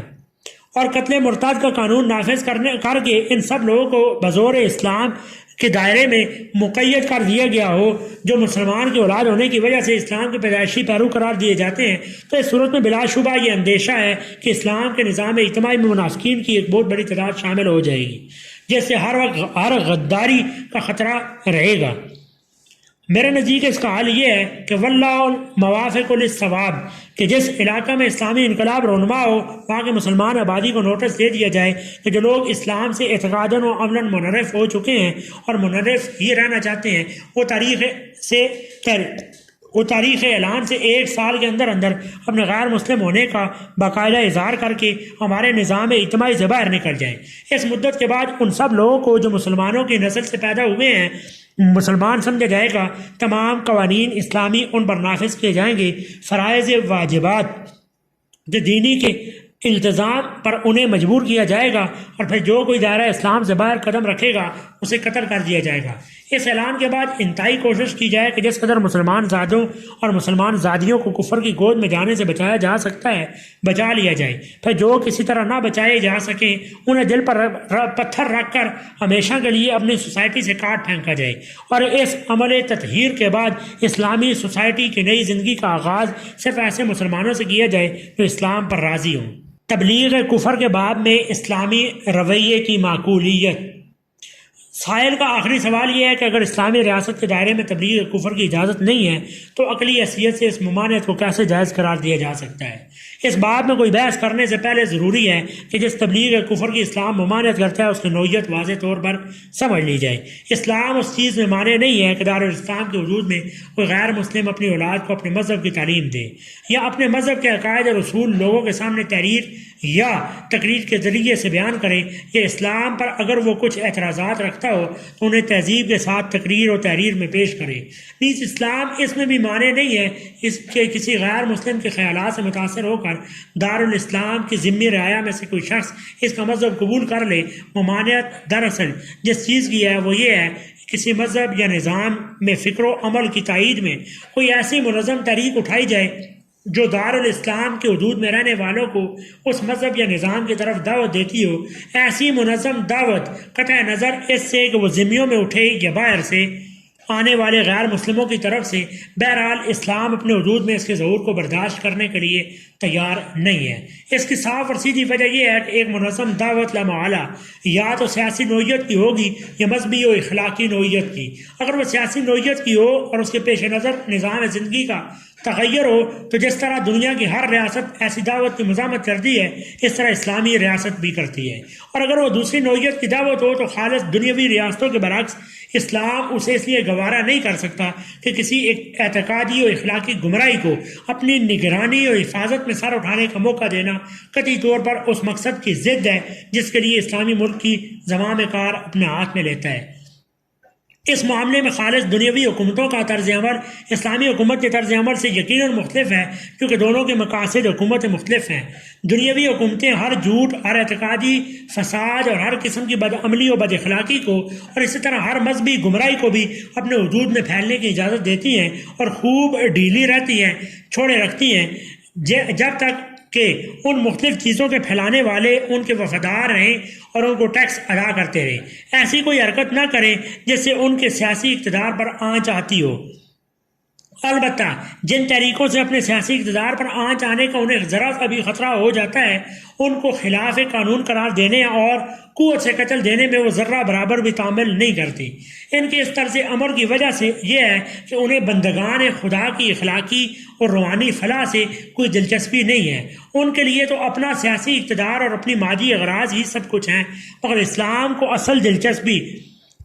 خدا کے بندوں کی روحانی و اخلاقی فلاح ہی سے ہے، اور اسی کی خاطر وہ انتظام ملکی اپنے ہاتھ میں لیتا ہے۔ اس لیے وہ سیاسی فساد یا انقلاب برپا کرنے والی طریقوں کی طرف ان طریقوں کو بھی برداشت نہیں کر سکتا جو اخلاقی فساد یا اعتقادی گمراہی پھیلانے والی ہوں۔ یہاں پھر وہی سوال ہمارے سامنے آتا ہے جو قتل مرتد کے مسئلے میں آیا کرتا ہے، یعنی یہ کہ اگر غیر مسلم حکومتیں بھی اس طرح اپنے حدود میں اسلام کی دعوت کو خلاف قانون قرار دے دے تو کیا ہو؟ اس کا مختصر جواب یہ ہے کہ اسلام اس قیمت پر حق و صداقت کی اشاعت کی آزادی خریدنا نہیں چاہتا کہ اس کے جواب میں اسے جھوٹ اور باطل کی اشاعت کی آزادی دینی پڑے۔ وہ اپنے پیرووں سے کہتا ہے کہ اگر تم سچے دل سے مجھے حق سمجھتے ہو اور میری پیروی ہی میں اپنی اور انسانیت کی نجات دیکھتے ہو تو میری پیروی کرو، مجھے قائم کرو اور دنیا کو میری طرف دعوت دو، خواہ اس کام میں تم کو گلزار ابراہیم علیہ السلام سے سابقہ پیش ہے یا آتش نمرود سے گزرنا پڑے۔ یہ تمہارے اپنے ایمان کا تقاضا ہے اور یہ بات تمہاری خدا پرستی پر منحصر ہے، اور اس کی رضا چاہتے ہو تو اس تقاضے کو پورا کرو ورنہ نہ کرو۔ لیکن میرے لیے یہ ناممکن ہے کہ تمہیں صحرا کی خطرناکیوں سے بچانے اور اس کام کو تمہارے حق میں سہل بنانے کی خاطر باطل پرستوں کو یہ جوابی حق عطا کروں کہ وہ خدا کے بندوں کو گمراہ کریں اور ایسے راستوں پر انہیں ہانک لے جائیں جن میں مجھے معلوم ہے کہ ان کے لیے تباہی و بربادی کے سوا اور کچھ نہیں ہے۔ یہ اسلام کا ناقابل تغیر فیصلہ ہے اور اس میں وہ کسی سے مصالحت کرنے کے لیے تیار نہیں ہے۔ اگر غیر مسلم حکومتیں آج یا آئندہ کسی وقت اسلام کی تبلیغ کو اسی طرح جرم قرار دیں جس طرح وہ پہلے اسے جرم قرار دیتی رہی ہیں، تب بھی اس فیصلے میں کوئی ترمیم نہ کی جائے گی، بلکہ سچی بات یہ ہے کہ اسلام کے لیے وہ گھڑی بہت منحوس تھی جب کفار کی نگاہ میں وہ اتنا بے ضرر بن گیا کہ اس کی دعوت و تبلیغ کو وہ بخوشی گوارا کرنے لگے اور قانون کفر کی حفاظت و نگرانی میں اسے پھیلنے کی پوری سہولتیں بام پہنچنے لگی۔ اسلام کے ساتھ کفر کی یہ رعایتیں حقیقت میں خوشائند نہیں ہیں۔ یہ تو اس بات کی علامت ہے کہ اسلام کے قالب میں اس کی روح موجود نہیں رہی، ورنہ آج کے کافر کچھ نمرود و فرعون اور ابو جہل و ابو لہب سے بڑھ کر نیک دل نہیں ہے کہ اس مسلم نما قالب میں اسلام کا اصلی جوہر موجود ہو اور پھر بھی وہ اسے اپنی سرپرستی و حمایتی سے سرفراز کرے یا کم از کم اسے پھیلنے کی آزادی عطا کر دیں۔ جب سے ان کی عنایات کی بدولت اسلام کی دعوت محض گلزار ابراہیم علیہ السلام کی گلگشت بن کر رہ گئی ہے، اسی وقت سے اسلام کو یہ ذلت نصیب ہوئی ہے کہ وہ ان مذاہب کی صف میں شامل کر دیا گیا ہے جو ہر ظالم نظام تمدن و سیاست کے ماتحت آرام کی جگہ پا سکتے ہیں۔ بڑی مبارک ہوگی وہ ساتھ جب یہ رعایتیں واپس لے لی جائیں گی اور دین حق کی طرف سے دعوت دینے والوں کی راہ میں پھر آتش نمرود حائل ہو جائے گی۔ اس طرح اسلام کو وہ سچے پیرو اور دائی ملیں گے جو طاغوت کا سر نیچا کر کے حق کو اس پر غالب کرنے کے قائل ہوں گے۔